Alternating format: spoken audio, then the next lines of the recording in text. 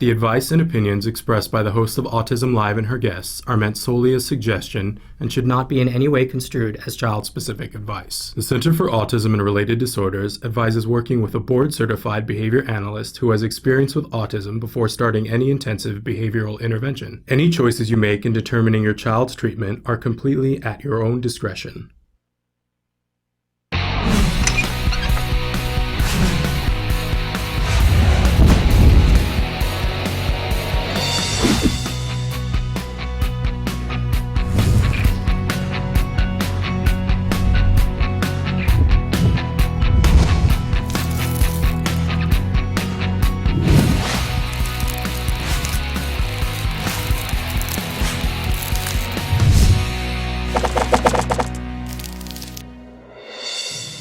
Good morning and welcome to Autism Live. I'm Shannon Penrod and we're webcasting to you live from the Center for Autism and Related Disorders headquarters in Tarzana, California.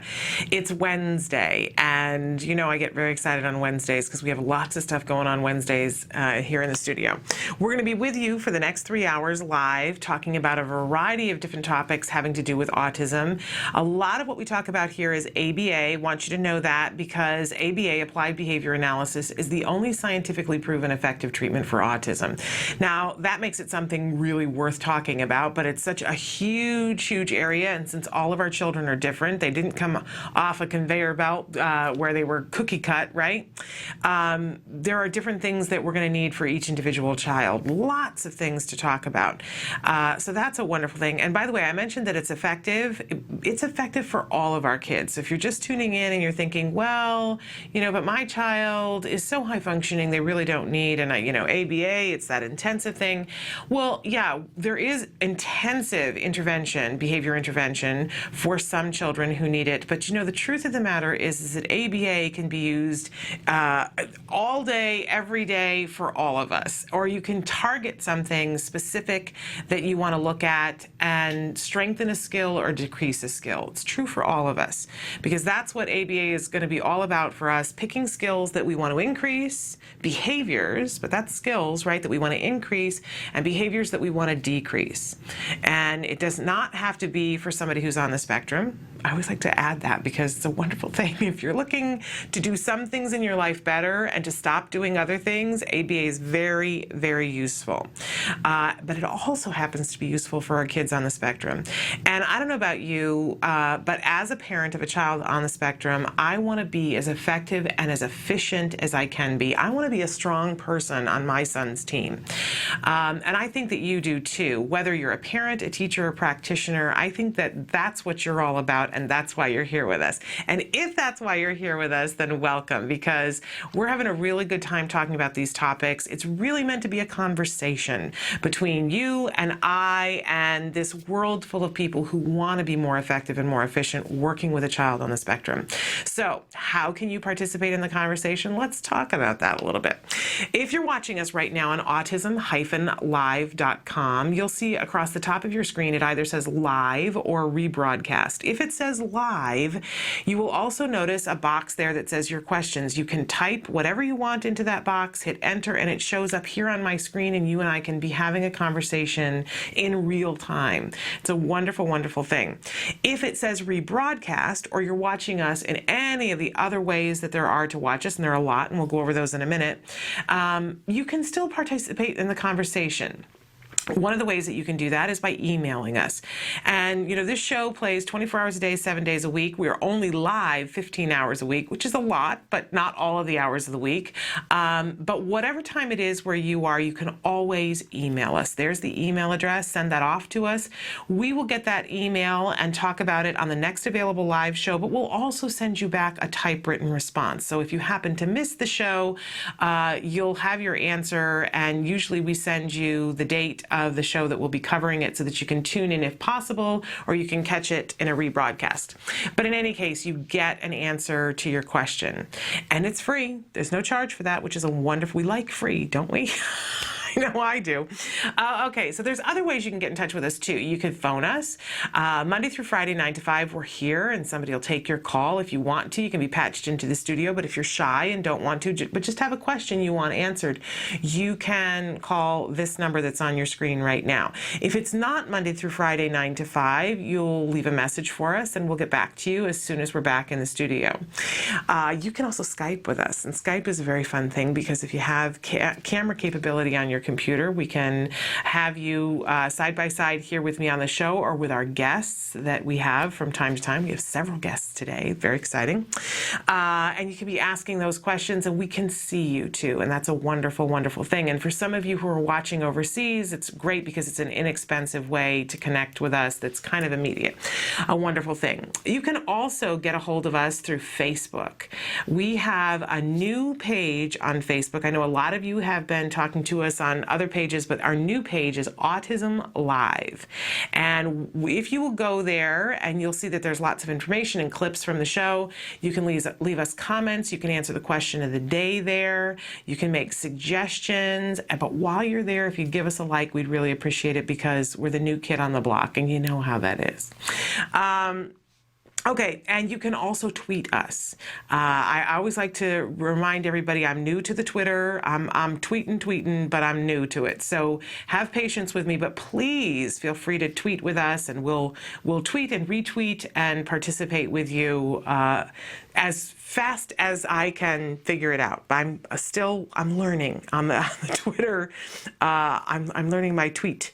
I'm getting my tweet feet together. In any case, I mentioned that there's lots of different ways that you can be watching us, and there are. And we're looking to add new ways for you to watch us. So if there's a way that you would like to watch us, please let us know. But right now, you could be watching us on blip.tv. I love this because it's like a DVR for the show that you can hit pause, rewind, you can search a topic. You can watch last Wednesday's show if you think, oh, I missed that, and you want to watch it, but you want to fast forward through some different things, something that you don't, information you don't need, you can fast forward through it, you can rewind. What did she just say?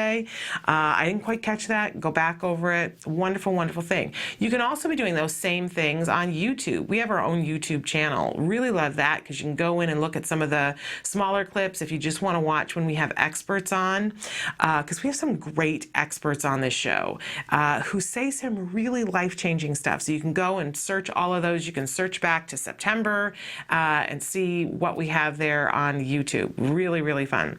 And you can now download us for free on iTunes. You can download complete shows or segments of shows, and very soon you'll be able to download just the audio portion because many of you have said that you want to take us in the car, you want to take us for a walk. I think that's great, and that is coming to you shortly. I know I keep promising it, but it really is coming. And we are now on Ustream. We want to thank the lovely Ustream that they were featuring us last week, so you can now watch us on Ustream. Lots of different ways to participate, but as I mentioned, if there's a way that we aren't available to you that you would like to see us available, please let us know because we're here to serve you. That's what this is all about, helping you. And since, you know, what I always say, and you're probably sick of me saying it, but I gave up mind reading to be an autism mother. So don't make me guess. If there's some way that I can help you, if there is some way that we can be coming to you, please let us know. Let us know if there's a topic you want covered. The challenge that I put out to you guys the last week or so is that I want to know what is preventing you from getting the amount of ABA that you need for your child, that you really feel like your child should have. I know a lot of you are out there who have 10 and 15 hours, and I want to know what's preventing, and that may be enough for your child, depending on how old your child is and what their skill level is, but it may not be, right? And the thing with ABA is that it is, well, it's now deemed medically necessary for a lot of our kids, which is why insurance is covering it finally. But there's a prescription for each individual child, right? And your child may not be getting the full amount because of funding or because of access. I don't know. But let me know because let's work on that. I can go to work on problem solving for that. Or if there's something that you need more information about or a question you have, please let me know. That's my whole purpose in being here. I am not an expert. Let's be 100% clear on that. I am not an expert on autism, not an expert on ABA, not an expert on any kind of behavioral thing. I like to say that I'm an expert in my own child, but on some days that's shaky too. He's growing and changing, and I go, when did that happen? But in any case, I want to be your conduit to the experts. So ask a question, and I will hunt it down for you. We have BCBAs that are standing by to help me answer your questions, and a whole world of experts that I have access to on your behalf. And I don't take that responsibility lightly at all. So tell me what you need. I dare you to. And let's see if we can figure it out together. People, when my son was diagnosed with autism at 2.5, I had a whole lot of people who helped me. Whether, and sometimes it was just like by accident that I ran into somebody and they said, oh, who you should talk to is this person, that person. That's really how I found the Center for Autism and Related Disorders, was I ran into somebody through work who said, oh, our child has autism. And I was looking at this child going, really? Because I'm not seeing that. And they said, oh, yeah, we've been doing therapy at the Center for Autism and Related Disorders, this thing called ABA. And I said, really? Life-changing moment. And they didn't get up that morning and say, I want to help somebody, right? They were just having their existence. Well, I hope that I can pay that forward and help you wherever you are to not feel like you're alone in this and that you have no place to go to. I know sometimes it feels that way. I know it does. I remember those nights when I'd be laying awake at 3:30 in the morning going, okay, I don't know what to do. I don't know what to do, and I wish I knew who to ask. I hope you won't feel that way. If it's 3:30 in the morning and you're feeling that way, please get up and send us an email, because I'll find the person for you to ask. I will. It might take me a little while, but I'll hunt it down. I will. And in any case, I'll be on your side. And sometimes, I don't know, sometimes that's more important than anything else, right? Knowing that you are not alone. Well, you're not. We like to start every morning with something that I fondly refer to as the jargon of the day, the jargon du jour. This is where we take a word, a phrase, an anagram, and we demystify it. We take it apart, we look at the actual definition, sometimes make fun of that because it's full of more jargon. I enjoy that. I find that reinforcing. You see, making friends with the jargon. And but then we always try to give you a less specific, let's be honest about it, it's not as specific, but a user-friendly definition so that you can start to understand these terms and apply them to your individual child or children. Because we got to start someplace, right? And we like to do this the same way that we like to teach our children, in small little increments, so that we're not getting overwhelmed and that we can really begin to gain the skill. And we want to gain the skill, we got to make friends with the jargon, right? It's going to help us, it's going to help our kids in the long run. Okay, so today's phrase is extinction burst. And we kind of did this just very recently, but some of these terms I like to go over and over and over again, and they kind of go hand in hand with the kinds of things that we're going to talk about today. And an extinction burst is something that's a wonderful thing in the long run and a horrific thing in the short term. So let's take a look at what the actual definition of an extinction burst is. An increase in the frequency of responding when an extinction procedure is initially implemented. Oh, well, hallelujah, now we understand, right? This is one of those terms, definitions that I like to make fun of. I hate it when I ask somebody, what does that mean? And they put the phrase or the word in the definition. Don't you hate that? An increase in the frequency of responding when an extinction procedure is initially implemented. Oh, great. I can use that. All right, let's take a look at a slightly watered down, and then we'll explain it even further. A temporary spike or increase in problem behavior that occurs when the behavior source of reinforcement is initially removed or discontinued. For example, the behavior gets worse. In other words, the behavior gets worse before it gets better. Okay, in just a minute, we're going to be talking about the three-term contingent for behavior. But what in the short term, let's talk about this, that everything that we do, We do because it is in some way reinforcing or rewarding. There's some aspect of it, if you like to think of it as Dr. Phil says, there's a payoff, there's a paycheck, or you wouldn't keep doing it, right? And I know, like right now, your head is coming up with all these things. Well, now that can't be true because, we continue to bang our head against the wall a lot, right? But there is some immediate payoff, literally, for banging your head against the wall. Sometimes it's different things for different people. Like it may be getting somebody's attention. It may be that somebody's banging their head against a wall because they have a headache. And when you hit your head against the wall, there's a momentary relief of the headache. Yeah, it gets worse in a minute, but still we see that kids will bang with a headache, will bang their head against a wall or a floor for that second of relief. I always like to tell the story about when my wisdom teeth were cutting. Oh my gosh, I was in graduate school and my teeth would itch and I would get headaches and it was painful. And you know what I would do is I would sit either with my thumb or a pen cap. I eventually went and bought a teething ring. My teachers thought I was crazy, but I would bite down on the skin and it would hurt a second later, but there would be that momentary relief and it helped the teeth. It was helping the teeth to cut, but it was painful. I gotta be honest with you, it was painful, and I did it to the point where my gums were bruised, but there was a second of relief. Now I was an adult, and it was worth it for that second of relief. So try not to be judgmental of, how long the relief is versus how much worse it makes, right? The point is that we engage in behaviors because there is some sort of paycheck. And if we can remove the paycheck and stop paying for it, guess what happens to the behavior? It goes away or it diminishes greatly. Right? So what a great thing for our kids on the autism spectrum. If Johnny is hitting his head against the door endlessly, as a parent, you go, oh, this is horrific. I don't want this in my life. I don't want this for my child. It's makes you sick, right? So if we could get rid of that behavior, first of all, we have to figure out what the paycheck is and take the paycheck away. And then we can get rid of that behavior. Except there's a little asterisk that sometimes there's an extinction burst that comes with getting rid of the behavior, because when you take the paycheck away, depending on how long the behavior has been getting a paycheck, it's entirely possible that there might be an immediate diminishment of it, but then what happens is that the person who's had their paycheck taken away says, wait a second, this has worked for a really long time. I'm going to try that much harder because I'm sure that the paycheck is going to come.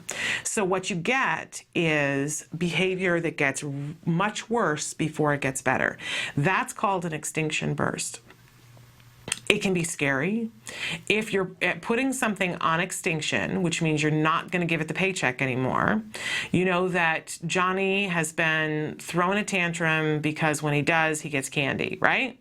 And so you say, I'm not going to give candy this time. You got to be prepared for an extinction burst, because what's going to happen is probably the first one or two times that you do it, you're going to see that Johnny stops the tantrum because he's like, what happened? I've always done this before and I got the candy, so I don't, so this behavior stops and he might try something else, but then this thing happens, very human nature, and then he's going to try that much harder. So he's going to throw the biggest tantrum he's thrown. And he might throw it for a day, or even 2 days, be throwing these tantrums. And you got to be really careful during that extinction burst that you don't give in and give the paycheck. If you can weather it and you're prepared for it and you're making sure that nobody can be hurt, right? What will happen is that behavior will go away if you can ride out the extinction burst.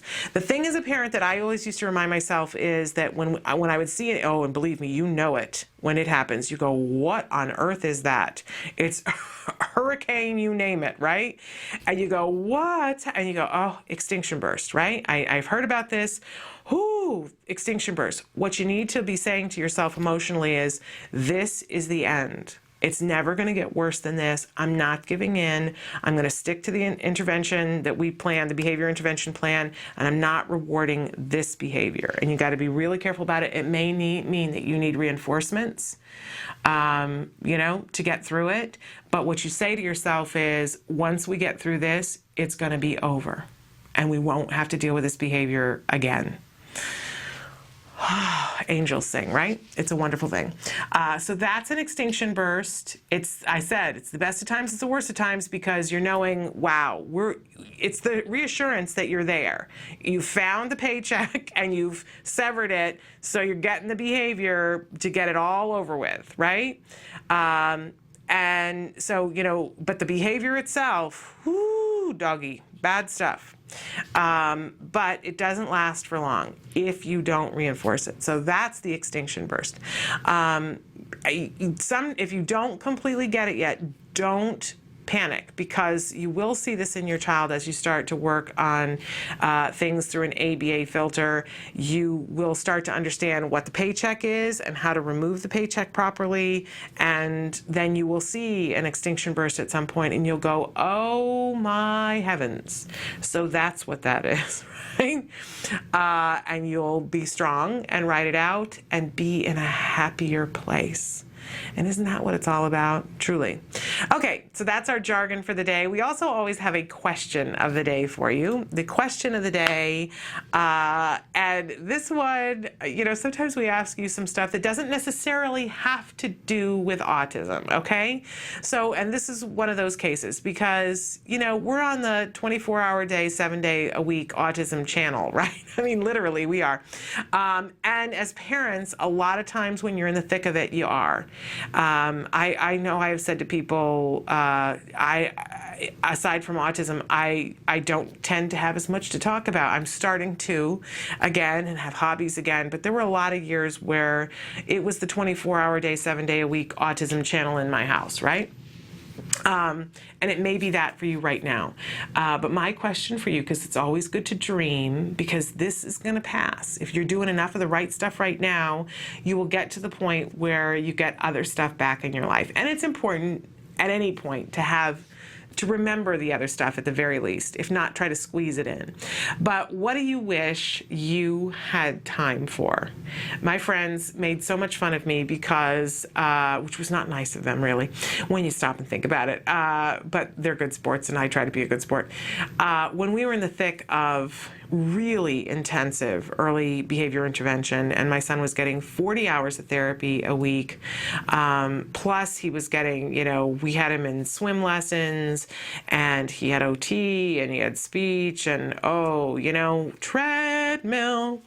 And what I used to fantasize about was just having time to scrapbook. Just having time to scrapbook. That's all I wanted to do.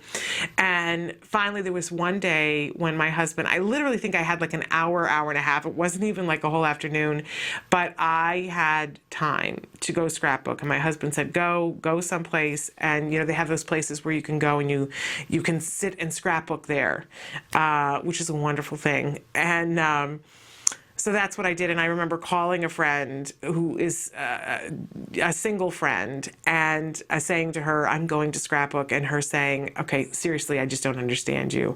That's the least likely thing. If I had been on your schedule and I had an hour off, I would be at a spa, Shannon, and you're going to do, and I said, yeah, I know, but different things for different people, right? Different things reinforce different people. And that's really what I wanted, was to scrapbook. She said, if I ever have your schedule and have an hour off and want to go scrapbook, I want you to slap me and have me locked up or something like that. But we are all, just like our children, we're all reinforced by different things. But I want to know what reinforces you. What do you wish you had time for? If you had an hour or a day or a week, what do you wish you could make time for? And it might be something you just want to do once, or it might be something you want to do once a week or once a month. What do you wish you had time for? Right now, quite honestly, besides having more just like endless time with my son. I get time with my son, right? But I want like endless time with no other distractions. I've never been somebody who wanted to go and be on a beach, like go to Aruba. That's never been my thing. But I kind of want to now because I want to like lose my cell phone in the ocean and just sit on a beach with my son and make sandcastles, you know. So there's that. But honestly, I also wish I had more time to write. Being here, I've had less time to write this year than I think ever. So that's what I wish for. Okay. Having a hot flash. Sometimes it just happens spontaneously, but I'm very warm all of a sudden. Okay, we also always have a topic of the day for you. Our topic this week and last week was and is ABA for beginners, because you guys know that I just think it's so important to go back to basics, back to the beginning, and go over the fundamentals. It's so important, and I forget them on a daily basis. And it helps me when we talk about them, but I think it helps all of us, no matter where we are in this journey, going over the basics, a good thing. Okay, and to that end, some of the different things that we're going to be talking about today, team building, we're going to have at 10 o'clock, Evelyn Gould is going to be with us, and I've been asking her to talk about this topic for quite a while, and I'm so thrilled that the day is finally here. She's going to be talking to us about ACT. This is, I'm going to let her explain what it is, but it's something really exciting for parents that I think you're going to be really interested in. And then at 11 o'clock, Let's Talk Autism with Shannon and Nancy. Nancy Alspaugh-Jackson is going to be with us. And our special guest during that hour is going to be a special education attorney, Valerie Vanaman. And we've been asking you guys all week long, if you have questions that you would love to ask a special education attorney, please be sending them in to us, because we can ask Valerie whatever you would like. So take advantage of that. If you have questions, bring them. And of course, during that hour, I'll be joined by my co-host, Nancy Alspaugh-Jackson. You guys know Nancy. She's the executive director of Autism Care and Treatment Today, a really spectacular nonprofit organization that gives grants to families for the kinds of things that they ask for. So if a family asks for fencing, they can fill out a grant for fencing, and if they're granted it, that's exactly what they get, is fencing. Or if they want ABA therapy, they want a grant for skills or CARD learning, any of those things, a grant for diagnostic testing, for medical bills, whatever it is, that's what they give. They've given away over $500,000. Pretty impressive. Nancy is, she is a fierce autism mom. I always love talking to her. She's a lot of fun too, I gotta tell you. I used to look at Nancy on different things and see her, you know, at events or on a commercial or something, or, you know, on a news program, because she'll do a lot of press things like that, speaking out on all of our behalfs. And she's a sharp lady, but I used to look and think, man, I'm glad I'm on the same side of things with her, because man, she's one tough cookie. But she always looks very pulled together, and so I was always very intimidated by Nancy. And then I finally got to meet her, and she's one of the warmest, nicest, kindest people who care so deeply about what all of you are going through. So such a pleasure always to be joined by Nancy Alspaugh-Jackson. She'll be here. We have a good time, and she's funny. Very funny woman. So thrilled to have her with us on Wednesdays. Let's Talk Autism with Shannon and Nancy, and our special guest, Valerie Vanaman, today. So a full day. We're on the treadmill, but answer our question. Hopefully we'll get a chance to look at some of your answers. We're going to take a break. I'm going to try to cool off. I'm in a hot flash. And when we come back, we're going to talk about the 3-term contingent, the ABCs of behavior, because we need to go over the basics as often as possible. Stick with us. Back in a minute. Mostly the behavior started at night, but it was invading the day, where he would just speak one syllable and babble and pace around. When she was a year old, she lost speech. She did never seem to request me for anything, even for food.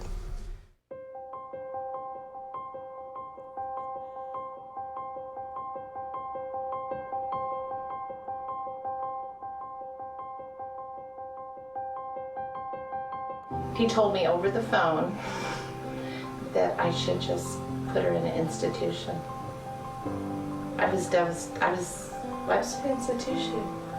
A hospital. Yeah, isn't that nice? He told me that it was possible or likely that Ruffin would never be employed, that he would never work productively, that he would not know that I loved him, nor would he love me, nor would he be likely to marry. There's a 50% chance that he won't be able to talk at all, but if he does talk, he will only be able to, make simple desire requests. I want, things like that. And probably by the time he was 10, he'd be in a home. Doreen told me that he would recover, and Doreen told me that he would go to regular kindergarten. I really have a very normal kid now, and lots of normal worries, but not extraordinary ones.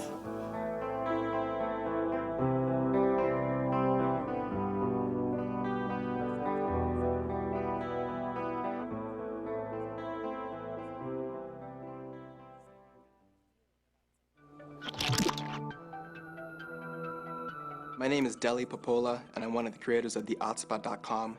Theotspot.com is an online support system for families and specialists who are affected by autism across the whole world. Share inspirational stories, find resources in their area. Hope you can join. Hard to know. Welcome back to Autism Live. I'm Shannon Penrod. I'm so busy talking. But I promised you that because we're doing ABA for beginners, that we would take on the ABCs of behavior.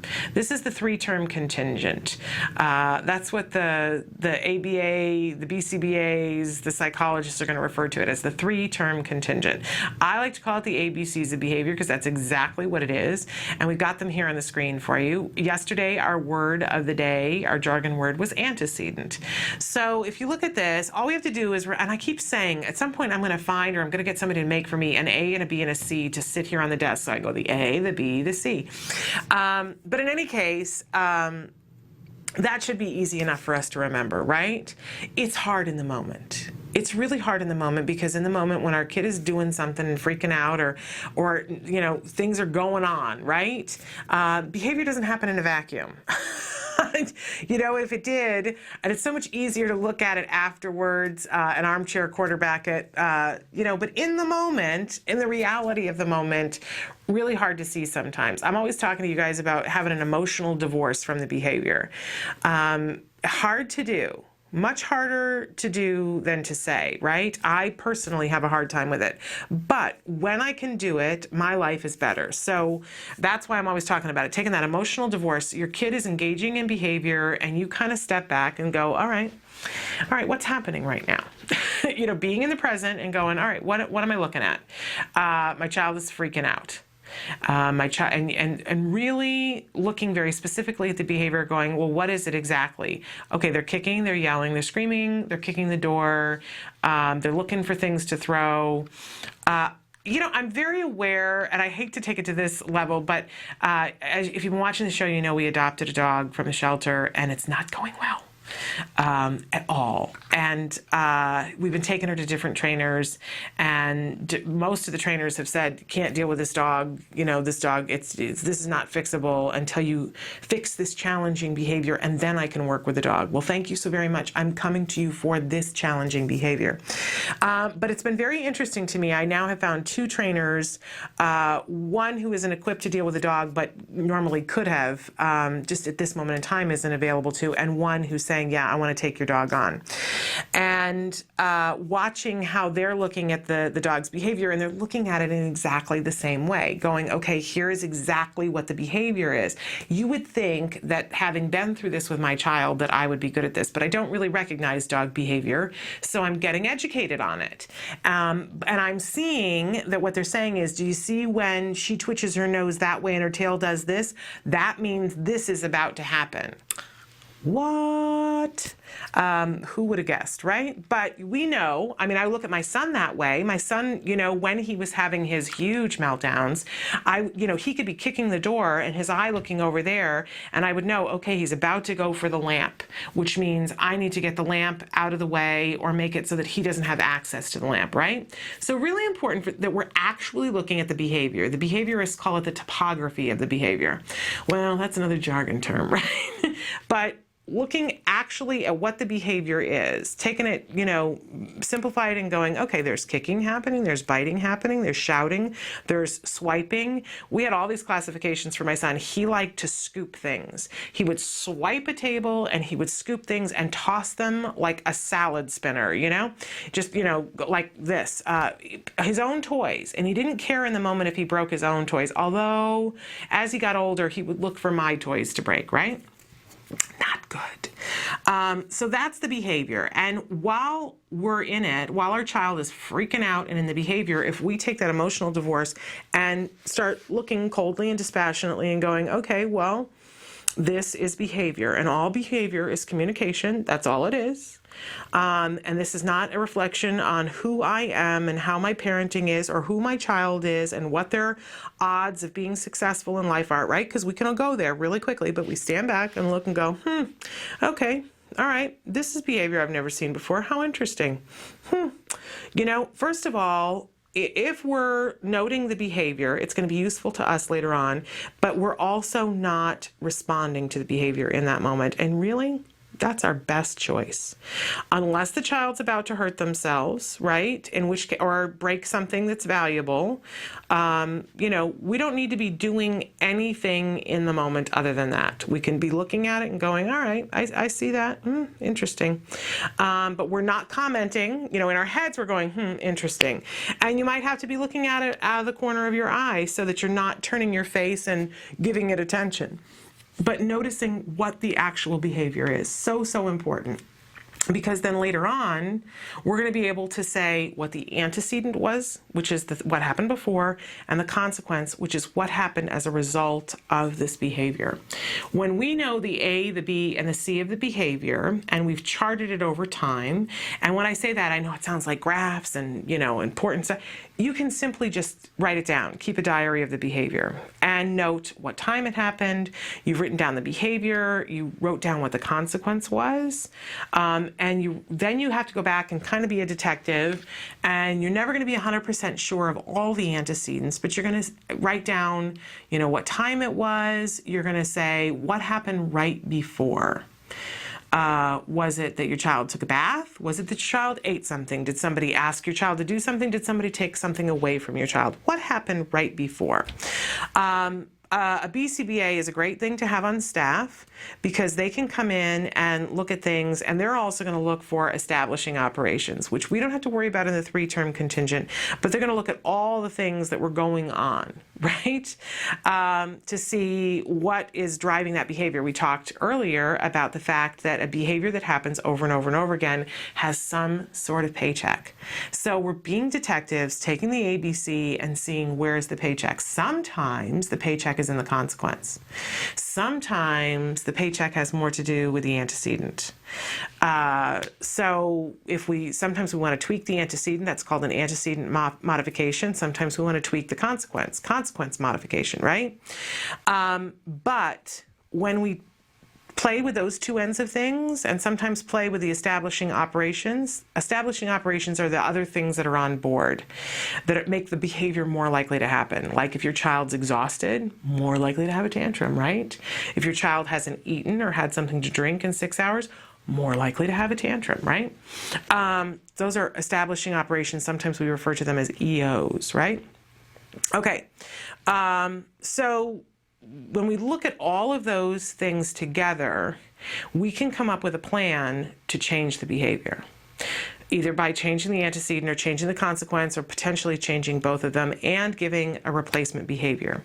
That's kind of the really Reader's Digest short tale of how we change behaviors. But the main thing is that it's effective. We can change behaviors. We may, as we talked about with the jargon of the day, see an extinction burst as a result of those things, but we're very quickly going to get to a place where this behavior diminishes, if not goes away altogether. And that's a lovely, lovely thing when we can change behaviors. Can I tell you that as a parent, there were so many things when we started ABA behaviors that I wanted to change in my son. I couldn't get my son to go to sleep. My son banged his head against the kitchen floor. He threw things at people. He bit. My son doesn't do any of those things anymore. He is not a perfect little child, nor do I want him to be a perfect little child. And of course, there's nothing little about him. He's getting so tall, he comes up to my shoulder, and I'm a tall woman, and he's about to be 9. But in any case, we have mostly typical things to deal with in terms of behavior at this point in time, and that's as a result of ABA. So know the 3-term contingent, know the ABCs of behavior: antecedent, behavior, consequence. It's powerful, powerful stuff. Stick with us. We're going to take a break, and we're going to come back and talk about team building and give you a tip for being able to get volunteers to work on your child's case. Stick with us.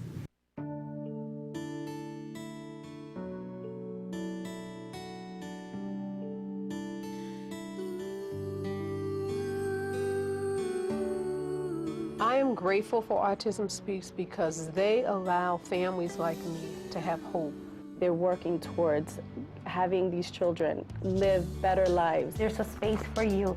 Yeah, there's a world for you, and there's a community that is behind you. And one that has really been able to be the singular voice for people who are involved with and who care about autism. I do have autism, but I don't let that become a disability for me. Autism Speaks is going to continue to help those who need it, and just look at all the stuff they've done so far and you will be impressed. 3, 2, 1.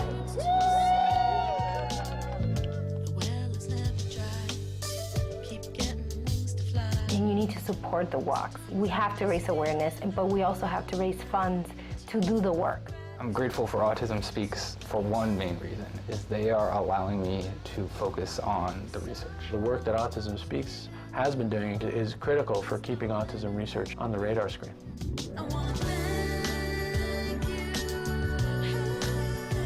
We proclaimed 2 April as the World Autism Awareness Day. I'm very proud of the UN and thankful Autism Speaks.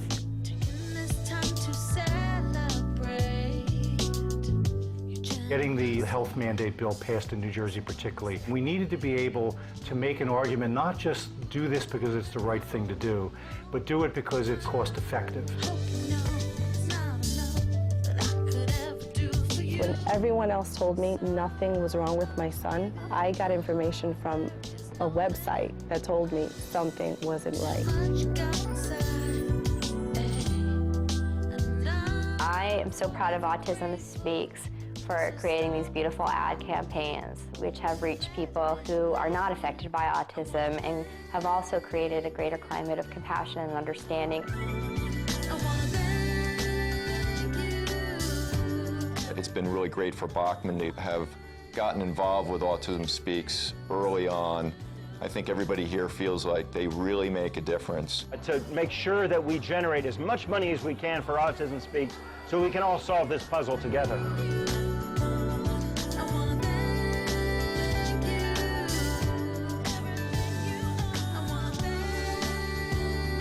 There's no way we could have come this far without our families, without our supporters to date, but there's so much farther we have to go.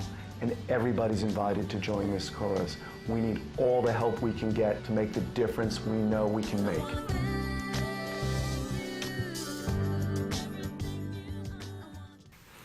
Welcome back to Autism Live. I'm Shannon Penrod. We're talking right now about building a team to work with people to work with your children using the principles of ABA.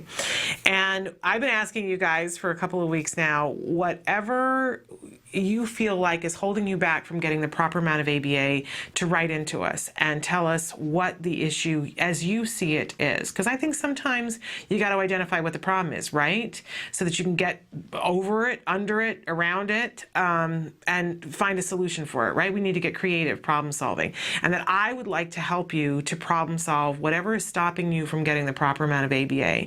And a couple of people that I've heard from have said, it's funding. And that is not a shock to me, right? It just isn't, because we all know that that's a big part of this. And there are lots of different ways that we can look at the funding. We talked a little bit about insurance on Monday. But one of the things that I want to talk to you about, because other people have written in and said, I'm too far away from a provider. I don't have anybody here who can do ABA. So, and if I did, I wouldn't have the funding for it because we don't have insurance. Okay, so I want to throw out a scenario for those of you who are in either or both of those boats, to say to you, here is a way in which you could do it. And believe me, it would take some work and some perseverance, but this is a solution. And then we're going to show you a clip from a family who did it in this way, so that you know that I'm not just making this up. You know, that people are doing it this way and seeing the results that they want to see. Okay, so let's imagine for a second that you live too far away from an ABA provider, don't have the insurance, don't have the money. Okay. One of the things that you can do, we've talked about this before on the show, you have the ability to get card e-learning. It's a very inexpensive thing, and even if you can't afford it at the rate that it's at, and believe me, I understand that, you can apply for a grant from ACT Today, and they do give grants for things like card e-learning and skills. They've given away hundreds of them. But card e-learning is a training that teaches you the same thing that a beginning therapist would learn if they were coming to the Center for Autism and Related Disorders to begin work as a therapist. It's wonderful. I myself have done it, and it made me a better parent. It really did, and it taught me things about ABA that I did not know, even though my son had been having intensive ABA at that point for 4 years. So whether you're going to start your own team or not, I really encourage you to do card e-learning. That's my personal opinion on that. But the companion to card e-learning is skills, which it has the entire curriculum of everything that a child could potentially need to learn, any of the skills that emerge up to their 9th birthday. There are lesson plans, step-by-step teaching points, really exciting. And if you take the tools you learn in card e-learning and apply it with the curriculum from skills, having done the assessment for the individual child, so you know which lessons a child needs to work on. I think that's a huge part of the puzzle. Then you've got the curriculum. So you've got the tools, you've got the curriculum. Now you need the team, right? And one of the things that we talk about frequently, because there are many of you across the world that are having to put together a team for yourself. Yes, I'll be honest with you, I had people here at the Center for Autism and Related Disorders put together a team for me. I was incredibly lucky, and if I could give that to all of you, I would. But if that isn't your circumstance, because you live too far away from an ABA provider or there is no funding source, then we got to figure it out for you, right? Well, you could take the card e-learning, you can take skills, and you can put together a team for yourself. Now, some of you around the world are staffing your team with employees because you have the ability, either through insurance or because you are a fortunate person and have the funding through some other source to pay your employees, right? That's not easy either. Even if you have the money and the funding to do that, that's not easy either. It's its own thing. It's a full-time job. But for those of you who say, but I don't have access to those kinds of funds, my state, my insurance, my family, we cannot do this. How on earth am I supposed to do this? Well, you do have the option of staffing your team with, yes, I'm going to say it, volunteers. I know it sounds crazy because you think to yourself, wait a second, in this economy when everybody's looking for a job, well, exactly. In this economy when everybody's looking for a job and looking for a skill, here you are, you have this opportunity to say to somebody, I will give you the training, you're going to leave here with training, experience, and a letter of recommendation. Beyond that, what you're going to get to do is be a part of something that's absolutely life-changing. You're going to make a difference in a child's life. You're going to make a difference in a family's life. And I have to tell you, there are people who are excited about all of that. They're excited to get a skill. Do you know how many people there are out there right now who love children but cannot afford to go to school to get the skills that they would need? And if you're not by an ABA provider, then they're not by an ABA provider two. And what you'd be doing is giving them the skills so that they can have a job potentially for the rest of their lives. So there is a bit of a win-win there, and we see that people are making this work. So it's a great skill. We know that a lot of places at this point are asking for, they want to add to their therapists on staff, but they prefer to have people who have experience working with children. School districts are looking to hire people who have had experience working with children on the autism spectrum. So you have something really valuable to give a volunteer. Also being able to write a letter of recommendation. We should put together, I'm just thinking about this, sort of a format for a letter of recommendation so you don't have to reinvent the wheel. I'm going to make a note of that to myself, that's something we can provide you guys so that you can say to somebody, hey, come and work for me, and you won't have to reinvent the wheel every time for the letter of recommendation. You can tweak individual things about it. But that's really valuable. But beyond that, there are service organizations who it's part of their manifesto to help. And especially in small communities, I've lived in a few small communities, and service organizations, they like to think of their community as a family, and if somebody is in need, that they want to give time. It's part of why they belong to the organization. So things like Kiwanis and the Elks, and even sororities and fraternities. We've seen in a couple of instances sororities who will, quote unquote, adopt a child for a year or 2 years, and that becomes their community service project, where the sorority sisters will take turns. They make the schedule, divvy up and get trained so that they've got this wonderful thing for their charter, that they've helped a child. They made a difference while they were getting skills that they could use when they're done with college. It's possible, you guys. It is possible. We know people that are making these kinds of things work. Is it a lot of work? Is it a lot of stress? Yes. I would argue, though, that it's less stressful than laying awake at night and saying, I can't do this, and my child is missing out. That's what I hear from people who I did not have to do this. And I am so grateful and appreciative that I had what I had. And again, if I could will it to you, I would.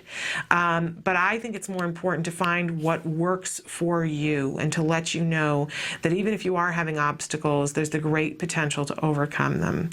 And not only that, you just in the larger sense of things, when you're bringing somebody into your home and you're investing in them, right? They're investing in you. They're giving you their time, but you're investing in them and you're helping to train them in these tools to help your individual child. I think it's very unlikely that that person wouldn't go on to in some way help someone else down the road. So not only are you getting your child help, but you're changing the world. You're changing the world and making it easier for the next person to come along. I know the autism that I inherited, I can't even imagine the people who came before me and what they had to go through to get help for their children. And, we had to go through a lot to get help for my son, but I am so grateful that I didn't have to go through what they went through, and I'm trying really hard to leave it better for the next mom who comes down the pike. If we all do that, then we help all of our kids. That's a powerful, powerful thing. Don't want to forget to mention that if there are church organizations, there are all kinds of people in your community who may be interested in helping you to do this for free. Their reinforcement, because it's so important, we have to provide reinforcement or the behavior is not going to continue, right? We have to give reinforcement for them. But again, the training and giving a letter of recommendation, that's enough reinforcement a lot of times to get people started. But what we see time and time again is when people get in there and they get these powerful skills and they see the difference they make with a child, sometimes that ends up being the hugest reinforcer. Seeing that you made a difference, that your time counts, that you matter in an equation and can make a difference is so reinforcing for a lot of really good people. Of course, you're going to be careful. You're not going to invite people into your home until you've had them checked out, and you're always going to have a video monitor so that you can hear and listen, because that's going to help you to train your staff and get them to the highest possible level so you can get your child the most progress that is available to them. But you're going to be learning at the same time and protecting your child. So important. Anytime we're bringing people into the home, to make sure that we're making the child's safety absolutely the most important thing on our list of to do, right? But the volunteer thing, very, very possible. I promised you that we were going to talk about this and then show you a video so you would know that I'm not just making this up. There are people that are making this work. If you haven't seen the Maddie video before, this is a family that lives in Middle America. At the time that they started, they were not close to an ABA provider, and they were trying to create a curriculum and trying to get volunteers and train them on their own without CARD learning and without skills. And you want to talk about when there's a will, there's a way. This mom was literally staying up all day and all night trying to figure this out. And then she found CARD learning and skills, which made it infinitely easier. But I want to point out that everyone who works on their team was a volunteer, most of them from their local church. A really powerful thing for these people. Don't, in your moment of, oh, I can't afford this, don't cheat someone out of an experience of a lifetime. See who is available, who wants to, right? Don't want to beg people to do something. You want people who really want to be there. But I got to tell you, what I hear is how rewarding it is for everyone. Let's take a look at the Maddie video. And when we come back, we're going to be joined by a wonderful BCBA, Evelyn Gould, and we've got some really exciting stuff to talk about for parents. So take a look at Maddie, and we'll be back in a few minutes.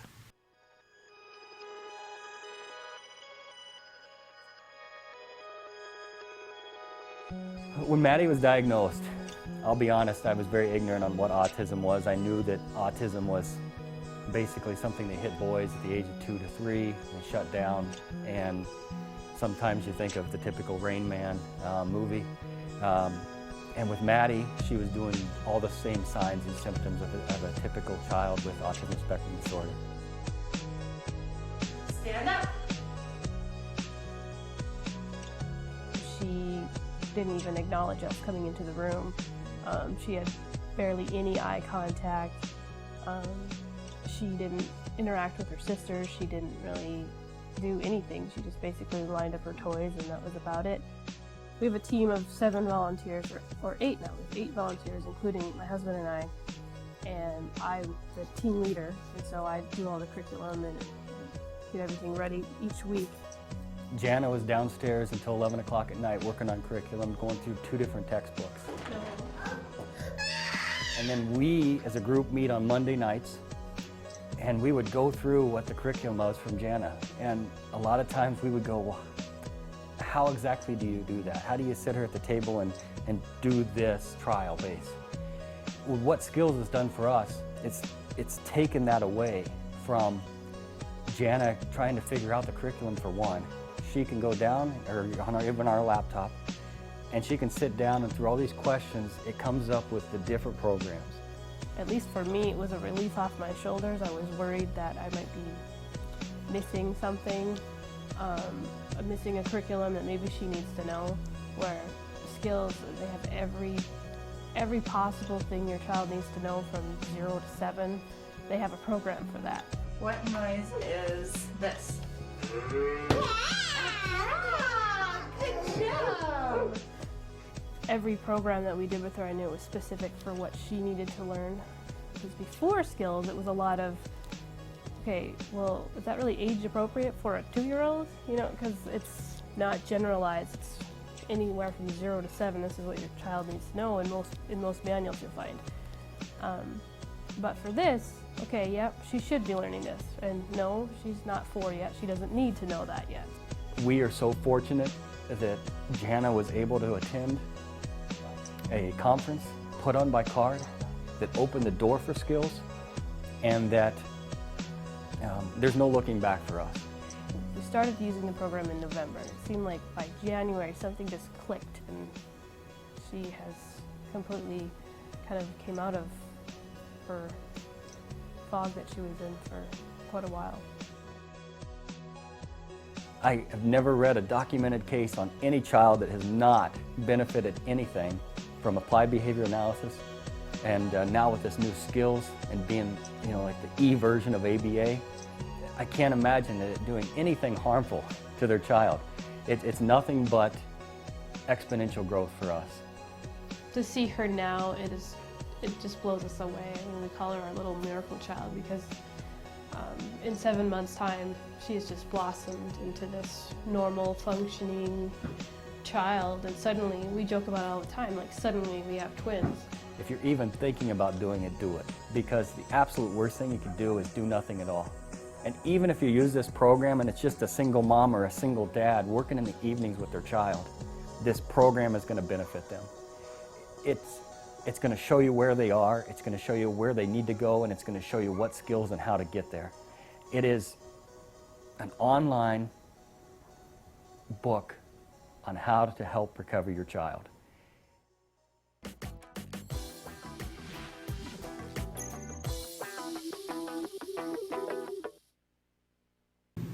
Welcome back to Autism Live. So that's the Maddie story. It can be done. I promised you Evelyn Gould, and I messed up because it's time for the A word, and then we're going to have Evelyn Gould. And I'm really excited about having Evelyn Gould here, but we need to show you the A word. It is the ongoing documentary that's being made here at the Center for Autism and Related Disorders. A really incredible series where we get to see a little boy, Jack Riley, who's been diagnosed with autism, as he starts, even the period of time right before he starts ABA therapy. But what I really love is that we get to see the arc, of how when you're working on things in terms of ABA, you might work on one little element, and then you start stringing skills together. It's quite amazing. And we've seen with Jack Riley that a couple of weeks ago he had started biting, and that last week they came up with a behavior intervention plan to put that on extinction, right? And it worked. And now we're seeing Jack Riley and some of the other programs that he's working on. But one of the things I really want you to notice that I'm so excited about in this particular video, and it doesn't get talked about all that much during this episode, but check out the amount and the quality of the eye contact that he makes. He's checking in, his very normal eye contact that he was not making even a couple of months ago, that he's checking people out. When they talk to him, he looks at them, but he's not staring inappropriately. He's making really normal eye contact. He's having to work on waiting, which is hard. These are really hard things to work on, but he's starting to get it. So take a look at the A word, and I promise you when we come back, then we'll have Evelyn Gould. See you in a few.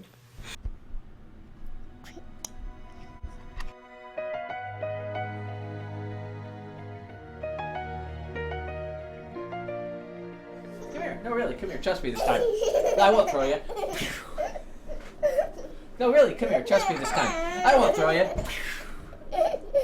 No, really, this time trust me. If you're happy and you know it, clap your hands. Woo! If you're happy and you know it, clap your hands. Yay! If you're happy and you know it, then your face will surely show it. If you're happy and you know it, clap your hands, stomp your feet, say hooray. Hooray! Good job, come here. So we just taught that song to him last week, or I did. Daddy, he's outside. Who's upside down? Who's upside down? Who's upside down? Touch your head. Touch your ears. I got you again. Oh, you're so easy. Touch your nose. Touch your eyes. Got you again. Today, Jack Riley is really playful, but isn't interested in playing with any of his toys. He's more interested in social games. So what Jessica does is integrate his lessons in the play, such as body parts. Touch your head. What's your name? Good. How old are you? 2. Good job. What sound does the lion make? Roar. Roar. Roar. What sound does the bear make? Grr, grr, grr. What sound does a Jack Riley make? That's a hard one. I want to see if you'd make up something. Jack Riley. I want to see if you'd make something up.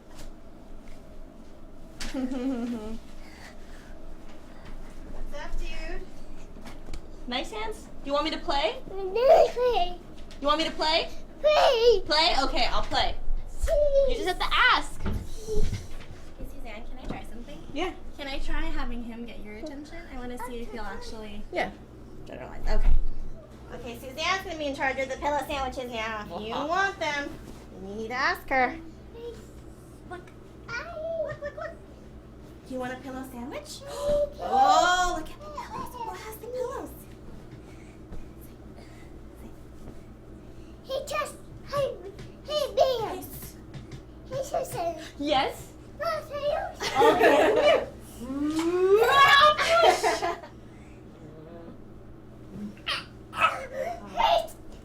Hey, Bear. Hey, Sis. Yes. Okay.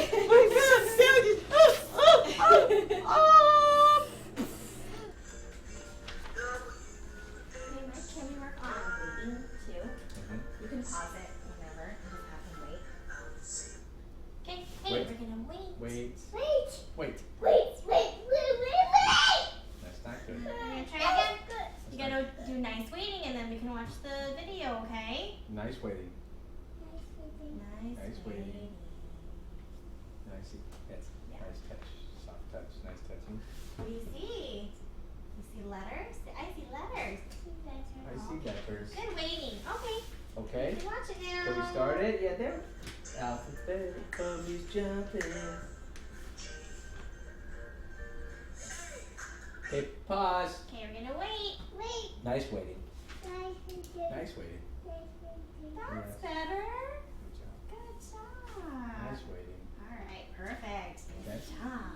Nice waiting, buddy. That's much better.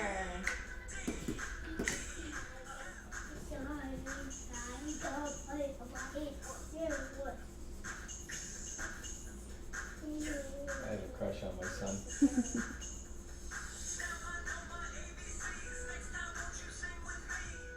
I'm done. We'll watch him later, okay?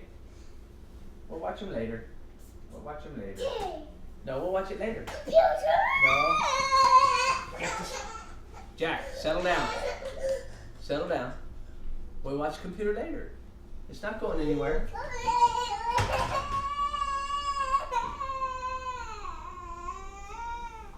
Jack Riley is upset because the fun activity to him has abruptly stopped. Transitioning is anxiety-ridden for Jack Riley because he has difficulty in anticipating what will happen next. In general, though, transitioning for kids is abstract and difficult to grasp. Hey, should we go jump a little bit somewhere? What do you want to do? Should we play upwards? Daddy. Should we go see Daddy? Ready? Just kidding. Should we go?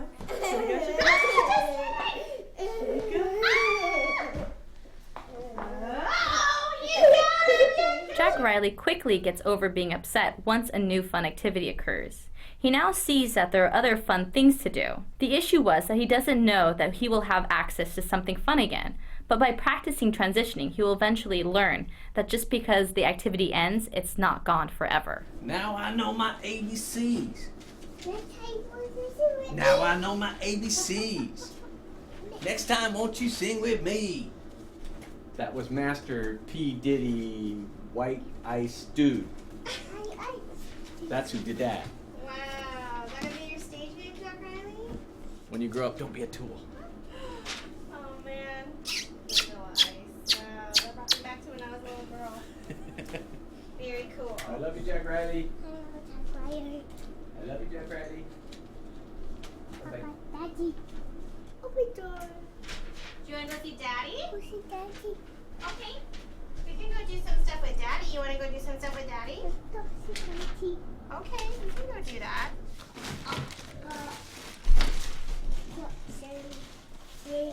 Oh, no. It's okay. Jack, we don't touch this stuff. That's Grandma and Papa. Papa and Mama. Mama. You never get to meet Mama. Mama. Yeah. Mama. That's right. Mommy. And who's that? Mommy. Who's that? Who's that? Daddy. Daddy, that's right. Mommy. That's right. Mommy. You were only a promise then. You were only a promise. Welcome back to Autism Live. As promised, finally. I promised them and then I cheated them out of it. But now here we have it, the delayed gratification. Evelyn Gould, BCBA, is with us. And we're going to be talking about ACT today. And this is a topic that you and I have talked about from time to time over the last year. So I'm excited that the day has finally come when you're going to come in and talk with us about this, because I think that I want to know more about ACT. I want to understand it, and I think that our viewers are going to be really interested in it too. So let's start with, what does ACT stand for? Okay, well actually what we usually say ACT instead of ACT. Okay, well, see there, I just learned something already. Yeah, so everyone in the field calls it ACT. Okay. But what it actually stands for is Acceptance Commitment Therapy. Okay. And what Acceptance Commitment Therapy, or ACT, is basically kind of like the psychotherapy branch of ABA. Okay. So ACT is based on ABA and a theory called relational frame theory, which is a reasonably new-ish theory of cognition and language that kind of builds on Skinner's whole radical behaviorism or behavior analysis. Okay. And it basically came around because people in the field felt that what we had in ABA, or all our principles and everything, and Skinner's work didn't quite, it wasn't quite enough to help us explain internal behavior. So by that I mean like thoughts, feelings, emotions, and so on, and memories, and like images in your head and all that, all those types of things, and how those things govern our behavior, and how those things are external behavior, I should say, because all of it's considered behavior, but how those things influence us. So basically these researchers, and Stephen Hayes is the main one, they came up with this theory which is based on ABA to try and explain all that, and basically try and explain what makes us human. Okay. And what differentiates us from other animals, because we know that human beings can do a lot of interesting things that animals can't do. Right. And one of those things is obviously our complex language that we have that develops. Yeah. And our ability to kind of generate new ideas or new rules for ourselves, or new behaviors essentially, without experiencing things directly, if that makes sense. So we can do things like, you know, if I teach you that A equals B and B equals C, you can automatically figure out that C equals A and A equals C and C equals B and B equals A, and all these like derived kind of relations that I didn't directly teach you. You can figure that out, but animals have a real difficulty with those types of things. Okay. So anyway, I'm kind of waffling here. No, I think it's actually, and in fact I've already got questions about it, but it sort of goes to all the inner life that we have, is what I'm hearing. Yeah, the really complex kind of cognitive stuff that goes on, and the stuff that really makes us human beings, I think. So it was very important that they came up with this. So anyway, out of that theory, the researchers then went on to develop acceptance commitment therapy, which is kind of like let's apply it to helping human beings live more fulfilled, happy lives. And that's ACT. Things that make sense. Because a lot of times, don't we, help me if I'm going down the wrong path here, but we do things because of the inner life that we have. Sometimes we have things going on that don't make sense. That, you know, we can look at the behavior and go, well, you know, that doesn't entirely make sense, not the whole picture. But there's something that's going on internally, or there's a thought process that's going on that's preventing us from being able to live the happiest life. Exactly. It's kind of like there's two environments. There's like your external environment, which we know dictates or governs behavior a lot, but there's also this internal environment, this whole like bunch of stuff inside, which can really influence your external behavior. Okay. So how does this apply then to, let's say for a second, and maybe I'm making a leap, but how does this apply to parents of children who have autism? Like, how could this be useful for us? Well, the wonderful thing about ACT, I mean, there's many wonderful things about it, but first of all, it's different from other approaches to suffering and, you know, emotional pain and that kind of thing, in that, first of all, it views the emotional suffering kind of stuff as normal rather than abnormal, and it views people as kind of doesn't view people as who are suffering as being broken in some way, or damaged, or that there's something missing that needs to be fixed or replaced or something like that. It just sees you as being stuck. So it's kind of like goes along with the whole ABA hopefulness, that I love, where there's just a behavior problem and it can be fixed. It doesn't like label you as, you know, autism and that's it and that explains everything and there's nothing you can do about it. So ACT sees you as just being stuck, and the aim of ACT is to help you become unstuck. And it kind of sees you as having all the resources and the ability to kind of live a fulfilled life and be happy despite really difficult feelings and thoughts and that kind of thing. You just need a bit of help to know how to harness those things, that equipment, if that makes sense. No, it makes total sense. So I'm thinking, so it's like Oprah. Yes. So it's like Oprah. It sees you as stuck and says, here are the tools. Okay. And Oprah always likes to say, you always have the power, like the witch at the, you know, the good witch at the end of The Wizard of Oz, saying you always had the power. You just needed to figure out how to use it. It's Oprah. Okay. And so the other thing about it is that it's not ACT isn't focused on making hard feelings or difficult feelings and thoughts go away. That. Yeah, it's really important difference, because a lot of other psychotherapies and so on, they're very focused on trying to make symptoms go away. Well, Evelyn, this goes right to why I so much enjoy having you come in, because I like to say this always to our viewers, that one of my favorite things about you is that you acknowledge where we are. Instead of saying, oh, well, you should just do X, Y, and Z, you take into account, you know, the fact that we've got an emotional life that's happening around our child having autism. And you take that into account and say, some days you're going to be better at this than others. You never try to say, well, you should just get over that. And I always appreciate that about you. So ACT is very much about, well, they use the term acceptance, but I think sometimes people take that wrong. They think acceptance means tolerance, or just going, oh, I just accept these really hard things. You know, but it's not actually that. It's acceptance in more like making room for it and not struggling against it, because when you're tolerating something, you're still struggling and having a really hard time and really uncomfortable and want those things to go away.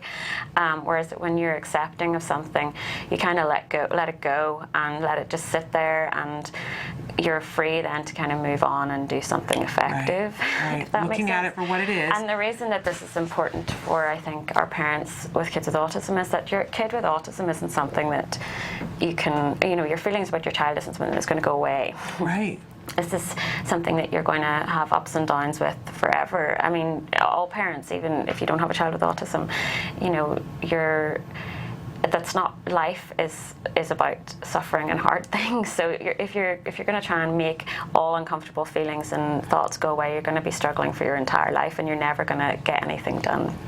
You know? And you know, I think that that's a really interesting way of looking at things, because so often, like, there's an issue, right? I'm not even going to say a problem. Something happens, there's an issue, and you see people who go, okay, there's an issue, it's there, I'm not going to pretend it's not there, we're going to have to work around it, but I have thoughts and feelings around it, and you can't really stop them.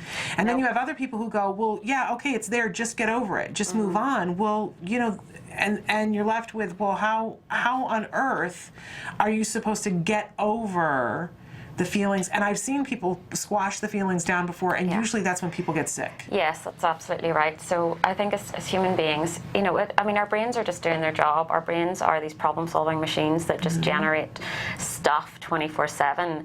And when something difficult happens, or, you know, these difficult feelings are coming up, it's really just our brains doing its job of trying to figure out what to do about it. And then our natural human reaction is, for anything that's not nice, is to get away from it. You know, that's what our brain's trained to do, and what we're trained to do is to get away from anything or make something go away if it's not nice. So it's normal to have like this constant stream of stuff coming into your brain, and it's normal to want to get away from it. But you're right, like, we're not, because our brain is this thing that just constantly generates stuff, to try and get away from it is really kind of fruitless, because although you might get away from it for a very short term, it's just going to keep coming back. Your brain's just going to keep generating more stuff. And so people tend to kind of do all sorts of kind of things to get away from it, and sometimes it's not a problem. It's like, you know, it's okay to have a glass of wine every now and again when you're feeling stressed, but if that then turns into like a bottle of wine all the time, then you're basically reducing your quality of life and entering into damaging kind of areas. And it's kind of like the tight circle. The more you do it, the more you have to do it, and so on. And so what ACT aims to do is to get you out of that tight circle, because when you're in that tight circle, we say it's like inflexibility. Yeah. You just can't see the wood for the trees kind of thing. So you're just like tight, tight, tight, tight, tight. It's almost like being in quicksand and like struggling. The more you struggle, the more you're getting like sucked in. And what ACT helps you do is to lie flat. And once you're lying flat, then you have a better chance of looking around. You actually can look around and see, oh, where's that branch that I can grab onto? Or there's somebody reaching out to me. Right. Or you can just lie flat until someone comes along. And you're like expanding your options, basically. Well, this is fascinating because I can't think of a single one of us that doesn't need this.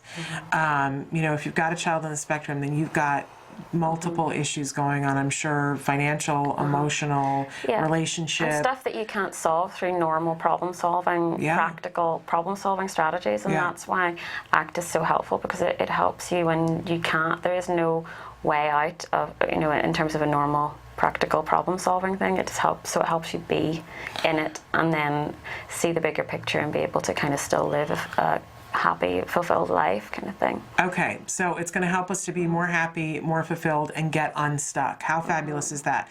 We're going to take a little break, and when we come back, we're going to talk about practicalities along with this. Now that we have a little bit more understanding about what it is and how it can be useful to us, I want to know how we put it into practice. So stick with us, and we'll be back in just a minute.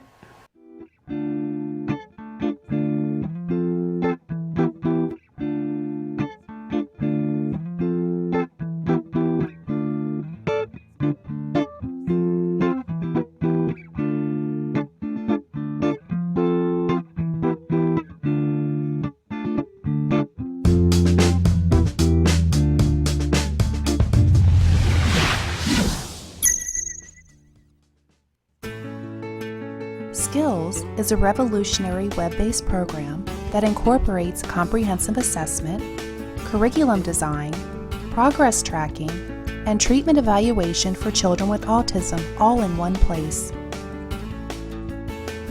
Developed by the Center for Autism and Related Disorders. Our approach is based on over 40 years of research on the principles of learning and their application to improving the lives of children with autism. How does Skills work? Created with speed and simplicity in mind, Skills was modeled on an easy 3-step process. Step 1. Start assessment. Step 1 begins with our intelligent assessment system, which consists of a series of questions. This assessment is essential to identifying your child's level of skills compared to their typical peers across all areas of development. This includes assessing social, motor, language, adaptive, play, cognition, executive functions, and academic skills.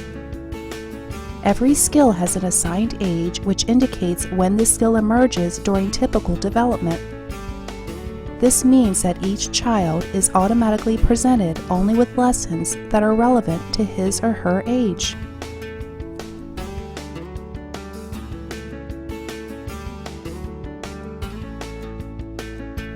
Step 2. Choosing activities.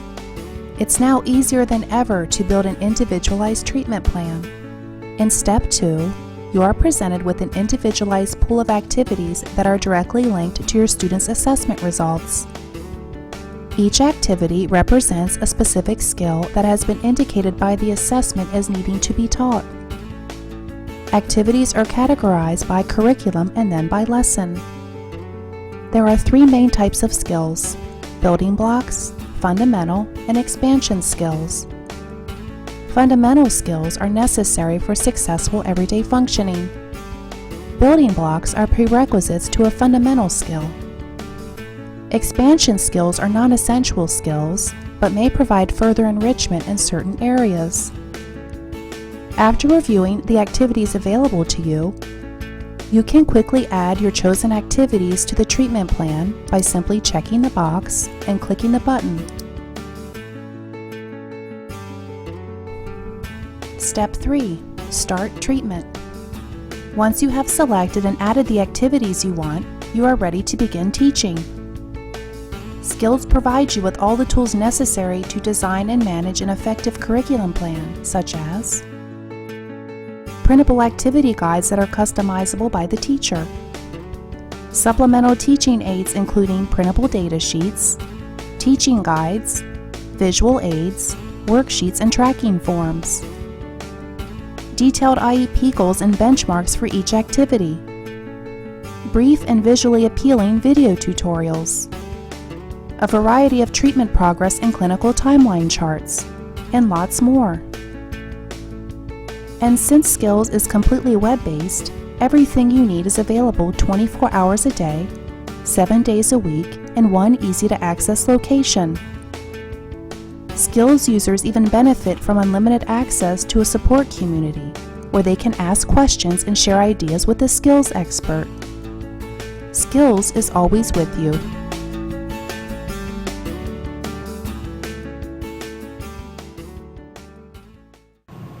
Welcome back to Autism Live. Our special guest today, as always, on Wednesdays at 10 a.m. is Evelyn Gould. She's a BCBA, and she's here today to talk to us about ACT. And what does it stand for again? Acceptance Commitment Therapy. Okay. And before the break, you were telling us that it's this remarkable thing that can help us to get unstuck. Yeah. That so often, if there's an issue, we're having difficulties with something, that we can get into a place and people around us might be saying, well, you just need to get over it, but that ACT looks at it as something that's just, we need to get unstuck. And one of the things that it looks at is that we're going to try to escape from things and to how to help us to not escape from things. But there's other ways that people have of dealing with an issue or a problem besides escape, right? Yeah, so two of the main reasons why we end up in difficulties is, first of all, like you said, we try and avoid the feelings and the uncomfortable thoughts that are coming into our head, and we tend, when we're trying to avoid those things, we tend to then engage in other behaviors that are not very helpful. Yeah. In the long run, I mean, they might work in the short term, but they're not going to work in the long run because our brains is like a thinking machine, and it just churns out stuff constantly, and we just can't. You can't avoid feelings and thoughts really in the long run at all. Yeah. So the other thing that people do, and we all do it, is what's called cognitive fusion. And that just means that you're basically fusing with your thoughts and your feelings and all the stuff that your brain's creating. And by that I mean, like, you're just you're kind of attached and married to them and thinking of them as truth, and you're defining yourself by them. So you become your thoughts in this way. Yeah. When really, like, the stuff that's in your head is just words. It's not actual reality at all. And it's not you. No, and it's not you. So it's like, you can engage in running, but that doesn't, you don't have to define everything about your entire being as that behavior. Yeah, because sometimes it becomes sort of black and white. I can think of some instances for myself, and of I was just having a conversation with a friend recently where there is a behavior that she has engaged in over a period of time, and she said, well, I guess I just am terrible at this. I guess that's just who I am. And I was saying, I don't think so at all. Yes. You're a remarkable person, and this is just one aspect of your life that you have not solved, but you're a remarkable person. So, and she was really looking at it that way, going, well, I just stink. Well, we're very good at creating rules for ourselves. Really, and when we rigidly stick to those rules, we become very insensitive to the reality or like changes in our environment. So, the way that I think about it is, say, they used to do these behavior analysis experiments with rats and pigeons, and they got them to like press levers and stuff to get food. And so if there's a rule in place, imagine that you're a pigeon and you're pecking, and every time, there's a rule, like every 3 times I hit this lever, some food comes out. Right. But then, and they've developed a rule, if they were able to, they follow that rule and they stick to it. And then what happens is you change the rule and you go, actually, maybe, whatever the rule is, and you change it, but the pigeon just keeps doing what it was doing before because that's what was working before. Right. And it never gets any food, because it's insensitive to that change in the rules. So that's kind of what human beings do too. They like develop these rules for themselves that are just like words in their head, and they attach to them so strongly that they're totally insensitive to other things that maybe would suggest that that rule's not correct. Yeah. And you know, we also develop a lot of stories about ourselves and our lives, and we marry ourselves to those stories, and it really renders us kind of helpless to behave in other ways. Yeah. That makes sense. It totally makes sense. I have a group, a really good group of women friends that we call each other sister friends, because nobody's related, but it's like we're sisters. And one of the things that we say to each other frequently when somebody's having a bad day or a bad time is, you know, and somebody will say something, and they'll say it as though it's absolute fact, like something like, you know, well, nothing ever works out for me. Yeah, we're right? very good at those overgeneralizations. Right. This, you know, and we all know, we've all been in the, you know, and everybody always is cognizant of that when somebody says that, and we'll say, you know, that's what it feels like today, but that's not the truth, you know, and then we'll go through, and we do this for each other all the time, go through the litany of, you know, well, let's remember that this worked out on this day and this worked out on that day. But in the moment, and especially when there's hormones on board, let's say that, in the moment it feels real to us. It's our brain is amazing at making us feel like something is happening right now that's not really. Yeah. You know, especially when we get very fused with things in the past or with the future, and we're not very good at being present and actually acknowledging what's really going on. You know, you kind of can think you're experiencing something, you're thinking it, but you're not really. Yeah. You know, and no matter what you do, your reality in your head is never going to be the same as the reality in your external environment, because there's so much more going on. Like, use this use the example of like imagining drinking a glass of water, and you just imagining that experience in your head, but that's not ever as much as, say, drinking water in reality, because you can feel the glass and you can hear the ice and you can taste it in your mouth and you can feel it in your hands, and there's also lots of people around, and you can hear birds singing, and like all these other things are going on. Does that make sense? It totally makes sense. In fact, it makes so much sense. One of the first conversations that I had with somebody when I was having them, a friend, look at Jem, because I thought perhaps he had autism, and I was saying, well, what is it actually like to have autism? A question I'm still asking and don't have an answer to. And he said, well, you know, it depends, and it's different for different kids, but one of the things that, you know, we see in some kids is that, because I said, he seems really checked out. And he said, yes, but that may be because he has so much sensory awareness of everything that it becomes too much, so he has to be in a moment other than the present. And I said, oh my gosh, that's how I am sometimes. That's how we are a lot, and we kind of avoid. There's a lot of avoidance there and a lot of fusion and all sorts of things going on, but we're not very good at being present, and that's a main focus of ACT actually, is to help you be present and ground yourself in the present and kind of detach yourself, distance yourself from all the stuff and all the stories and all the things that are going on in your head, so that you can kind of take a breath and look around you and be like, what's okay, what's actually happening here, and what can I do that's going to move me towards my values or things that are really important. Like, I need to do what matters here. Yeah. Whereas when you're all wrapped up in all these stories and everything, you can't really do anything. I talked to you in the break a little bit about this metaphor of thoughts as your hands as thoughts, and or even like holding on to something. Imagine you're like holding this piece of paper like this, and when you're fused with your thoughts, that's what you're doing. You're kind of doing this, and you can't really see anything, and you also can't do anything because you're hanging on to the things. You know what? You can't, like, your hands are stuck holding onto this thing for like grim death. And so what ACT aims to do is like help you to kind of just let's just put this on our knee, and it's still there, but your hands are free to like actually do something that's helpful to you. Okay. I always think about the story they tell about the fly. You know how you always find flies on the windowsill and by the screen, and you look and go, why do the flies always die? Because they've banged and banged and banged at the screen. They see that there's stuff outdoor, and they're trying, and they never once turn around and see that there's a whole room and there's other exits to go through. And that's what we do. We get so focused on this one thing, like this one black hole in our lives or whatever. We're so focused on it, we can't see all the beautiful countryside and everything else around it. Okay. And so ACT aims to try and help you do that. Okay. And it's not getting rid of the black hole. The black hole's still there. Right. But suddenly your world opens up hugely, because you can see all these beautiful, amazing opportunities and possibilities around it. Well, this is for sure what I need, and it may be what you need as well. And if you do, we literally we're gonna take another break and come back and start talking about, so what kinds of techniques ACT uses to help us to do that, because I need this today. And I think probably a lot of us do. All right, stick with us, back in just a few minutes.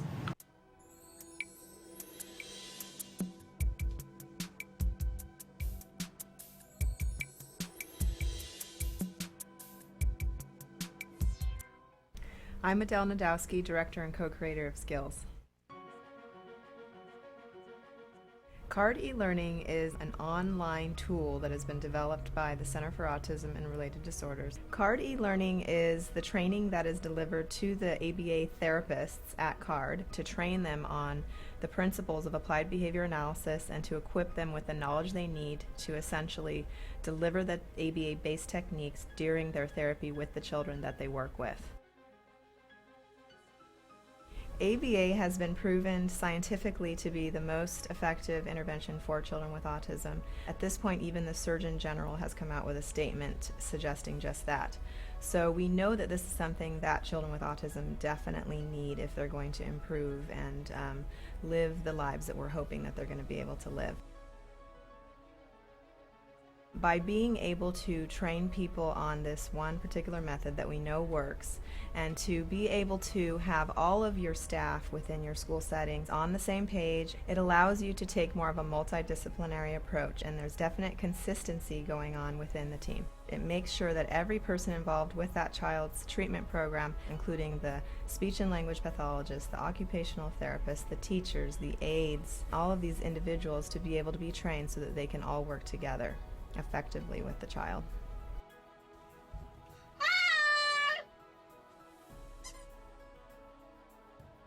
Parents that are using CARD e-learning can use it either to train themselves, and then after having done that they can implement different techniques with their child in order to teach new skills.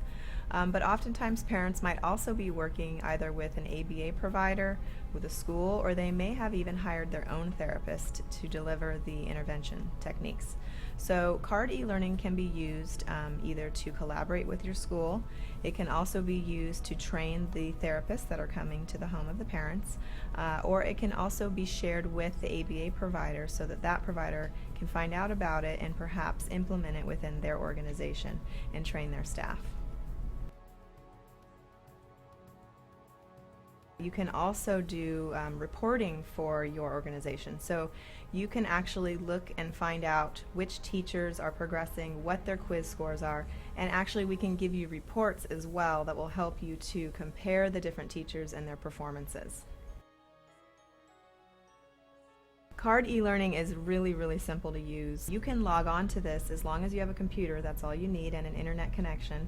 And you can work on it any time of the day, anywhere that you're at. When you log on, you realize that right away. First of all, on the top of the page, there's a navigational tutorial. It's a how to use this page button. Simply by watching that video, it'll all kind of unfold in front of you, and it becomes extremely self-explanatory. CARD e-learning has 9 modules, and you can basically go through those at your own pace. You're going to be watching videos that are kind of like a storyboard with narration, but in addition to that, there's many different video clips of therapists actually implementing the techniques that are being described within the storyboard that you can also watch. And then of course you're able to pause, you're able to type notes right directly underneath the video that you're watching. You can save your notes, you can review them, and between each module you do take a quiz, and once you pass that quiz you can go on to the next module. And then after you complete all of them, you have a final exam. And by completing the final exam and passing with a score of 85% or better, you will be given a certificate of completion. Let me show you how easy it is to use CARD e-learning. Welcome back to Autism Live. I'm Shannon Penrod. We're here at the Center for Autism and Related Disorders headquarters in Tarzana, California. Our special guest right now is the fabulous Evelyn Gould, BCBA. She's talking to us about ACT, which stands for... Acceptance Commitment Therapy. Like 12 more times and I'll have it figured out. But you know, because we talk about ACT today all the time, which is Autism Care and Treatment, so it's a little confusing for me, but I will get it eventually. But I'm really excited about it because it sounds like such a wonderful thing for anybody, but in particular for parents of kids on the spectrum, because we go through a lot of different stress and we have lots of different issues. A lot of very uncontrollable things as well, I think. Yeah, we were talking about, because on Monday, and I mentioned this during the break, we were talking about the Serenity Prayer. Grant me the serenity to accept the things I cannot change, the courage to change the things I can, and the wisdom to know the difference. Because and that's exactly what ACT aims to do, actually. Like, it helps you figure out what you can change and then helps you take action towards changing it, and then acceptance of the things that you can't change. So we've talked about how we avoid, we call it experiential avoidance, where you're just avoiding anything that's uncomfortable, and then how we kind of fuse with these stories in our head. So the aim of ACT, there's several different things that they do, or the processes, several different things that they teach you to do, and one of them is to help you with the avoidance issue, and that so to do that you need to be able to stop running away from uncomfortable things. You know, I always think, like, if you want to stop being chased, you have to stop running first of all. So if you want to stop all the stuff from like coming after you, then you have to stop. So ACT helps you like stop by, you know, obviously it's really hard because you're going to have to feel uncomfortable things. So what they do is a lot of mindfulness based training, and mindfulness is kind of a wee bit like a meditation type thing, where you bring yourself into the present, and they do lots of exercises where you're becoming aware of your body and how you feel, and of your breathing, and looking at your surroundings and noticing what's happening. So acknowledging, oh, there's my brain doing the machine, the problem solving machine, and generating all this stuff, and oh look, I'm having the thought that XYZ, or oh look, there's that story about this, or oh look, there's that rule that I have about myself, and you're noticing so acknowledging it, but not judging it. Exactly. So you're letting thoughts and feelings come and go without judging, and just kind of sitting in it. So the thought comes up, I'm a total failure, and you go... So you're being mindful. You go, there it is, there's that thought that's been plaguing me. Not go away, push away, just there it... Well, there, oh look, there it is. Yes, just letting it be. And that also actually is a little bit of diffusion, or like separating yourself from the thought as well as being mindful and being present. Because what you're doing is kind of putting a bit of distance between yourself and your thought by just even saying, I'm having the thought, rather than I am this, or this is truth. You know, you're saying, I'm having that thought, it's just this thing is coming into my head. You know, so you're putting a bit of distance from yourself. And when we start to feel the anxiety that comes with the thought, we're just breathing through it and saying, making room for it. And I think that's the acceptance part, and I think that's so important, and it really, really helps. I find it very helpful when I'm struggling with feelings and stuff, is just to breathe and make room. Like, imagine that you are opening up space for that feeling, and you're not like trying to squash it or control it. You're just letting it be there and opening up space for it. And I find it, yes, it's painful, but actually I feel a lot better when I stop struggling against it. So that's very important and helpful. The other thing that, you know, it's great, you can, you know, if you can diffuse yourself from your thoughts and you can make room for these feelings and you're able to sit in it, but what do you do then? You know, so it's like, great, so I'm just sitting here, okay, I'm okay, it's fine, I'm present, but what do you do? So what ACT then does is helps you, first of all, figure out what matters, what really matters to you, and then what to do, like, helps you do what matters. So by what matters, I mean values. And we talked a little bit about values before, Shannon, but values are really like the mirror to your soul, I think. That's the way I think of them. So they're not goals. They're not things that you can achieve and complete. They're things that really tell you who you are or who you want to be and what you want to stand for in your life. And they're like a compass that you're kind of moving towards. And your values will depend totally on you. It's not someplace you're going to arrive. No, it's not the path that you're on. Exactly. And so the wonderful thing about values as opposed to goals is that values are there for you no matter what. And it does not matter what you're going through, where you are, who you're with, what situation you're in. No matter how bad your situation, your values are always there for you. Yeah. And you can always do something that moves you towards your values. You may not be able to move towards a goal of yours, but your values are always there. I think that's so important for everybody always. I've said before on the show that, you know, one of the best things that my husband and I ever did was that we have like a manifesto. Mm-hmm. And it's our, like, you know, our thing together as a couple about what's important. Mm-hmm. And I can't tell you how often, especially when autism came to stay at our house, that like something will happen and you get caught up in the moment of doing something, not doing something, and every once in a while we'll stop and look at each other and go, where is this on the manifesto? Yes. This thing that's really kicking our cans and giving us all this grief about, do we do this, do we not do, where is this on the manifesto? And it's, once we put it through that filter, it's always 100% clearer, and we can make a decision and feel good with it. I have such peace. I go, oh, you know what? This isn't anything that's important to us. Yeah. Why are we stressing about this? It really helps you. I think it really helps you tolerate difficulties more easily if you're very clear on your values, like, because you can see in the distance, you know, rather than reacting in the moment and maybe regretting it later, you're saying, no, I am being this person. And it's interesting because there are some survivors who for whatever reason, they're so resilient in the Holocaust. I think one of them, Viktor Frankl, I think is one of them. But you know, a lot of psychologists have been very interested in those people and like what makes them so resilient and how did they have hope in that really hopeless situation. And one of the things that appears that they had was this sense of values. So even in the most horrific situation where they're completely trapped and you'd think, well, you can't do anything. Like, you can't do anything. They were able to actually move towards their values and in whatever way they could. And rather than like just giving up or being like, you know, I don't know if that makes sense, but of course that makes sense. I mean, you know, the Holocaust is a much different thing than autism, but you know, we see families that, you know, go through different periods and different struggles, and when you look at people who are at more peace with it, I think that's exactly, you know, how often do I get to talk to parents, and one of the things, the through lines that I hear from people is that they'll say, well, we made a decision too, you know, and whatever it is, but a lot of times the thing that I hear over and over and over is parents who are in a place of peace say, we just made the decision that we were going to do everything that we could for our child, didn't matter what the outcome was going to be, but the thing that I always say is that I want to be able to look at him in the eye when he's 18 years old and graduating from high school and say, I was there and we did everything that we could and we never ever gave up. I well up when I think about it.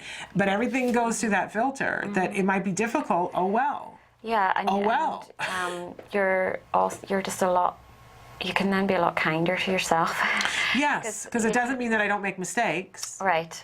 Right? Right. You're just doing the best you can, and you're trying to take, you know, we all fall off, you know, we all fall off as well along the way. Like I know all this stuff, but it doesn't mean that I'm an expert at doing it all the time. I lose sight of my compass a lot. You just have to get back on track and just get back on those course corrections that we all have to make. Yeah. But like one of my values is I really want to be, you know, it's important to me to be a compassionate person or something like that.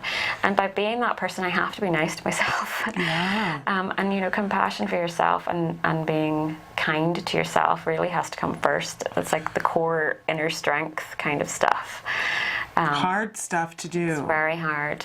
But it's so important to learn how to do that. And in the first instance of a crisis, before you start going off in the problem-solving, practical, running commentary in your head and trying to figure out what to do, you really need to take a breath and be kind to yourself. Yeah, and especially, I mean, it's important. That's the foundation for things, but we also need to be modeling that for our children. Yes, and then because they need to be kind to themselves as well. I mean, being kind, it's generally, if you're not, it's because you've got that running commentary and you've fused with whatever it is in your head, and you're like, I'm so stupid, I'm so this, I'm so that. But, you know, remember the donkey, you know, you can get a donkey to get from A to B by beating it with a stick or by letting it follow a carrot, and both will get the donkey there. Right. But we know what's better for the donkey and for you is that the donkey arrives at its destination all battered and resentful and hurt and sad, and in the long run your donkey's not gonna make it. Right.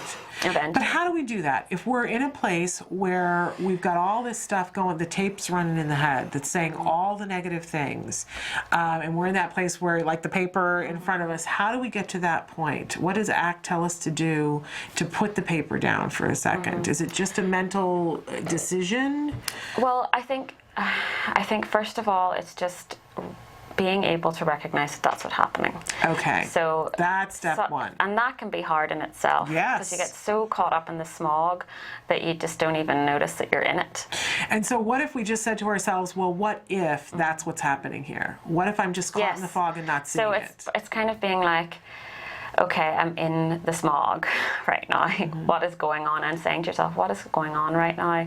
And then trying to like kind of almost take a step back and look at what's going on in your brain and noticing those thoughts and being like I said, saying to yourself, okay, I'm having the thought that this, I'm having the feeling that it's like this. What is that feeling like? And then you can, examine that feeling, look at it from an observer point of view, see what it's doing, see where it is, see what stories are running along, and like, oh, I'm having that story. That's, great. I'm having that story. Thanks, mind, but. It's just a story. Yeah. I'm acknowledging and then trying to bring yourself into the present. So you can do things like, putting your feet on the ground and acknowledging that your feet are on the ground. What does that feel like? Notice your breath. Notice the feel of your clothes on your skin. What can you hear? What are you feeling around you? That kind of thing. So bringing yourself into the present and taking that breath and just making room, being like, I usually start with just a deep breath and be like, okay, what's going on? Make room for this, acknowledging the thoughts and so on. And then you want to try and get as much distance from those thoughts as possible. So you can do all sorts of games. Like, I know some people do things like if it's just a word or a phrase, they'll like sing it to themselves in like a silly voice, or say it over and over and over, because you find that when you say a word over and over and over, there's at some point it just loses meaning. Meaning. But that proves the point that it's really just a word. Like, it's not actually anything in itself. Right. It's just an abstract weird thing. Yeah.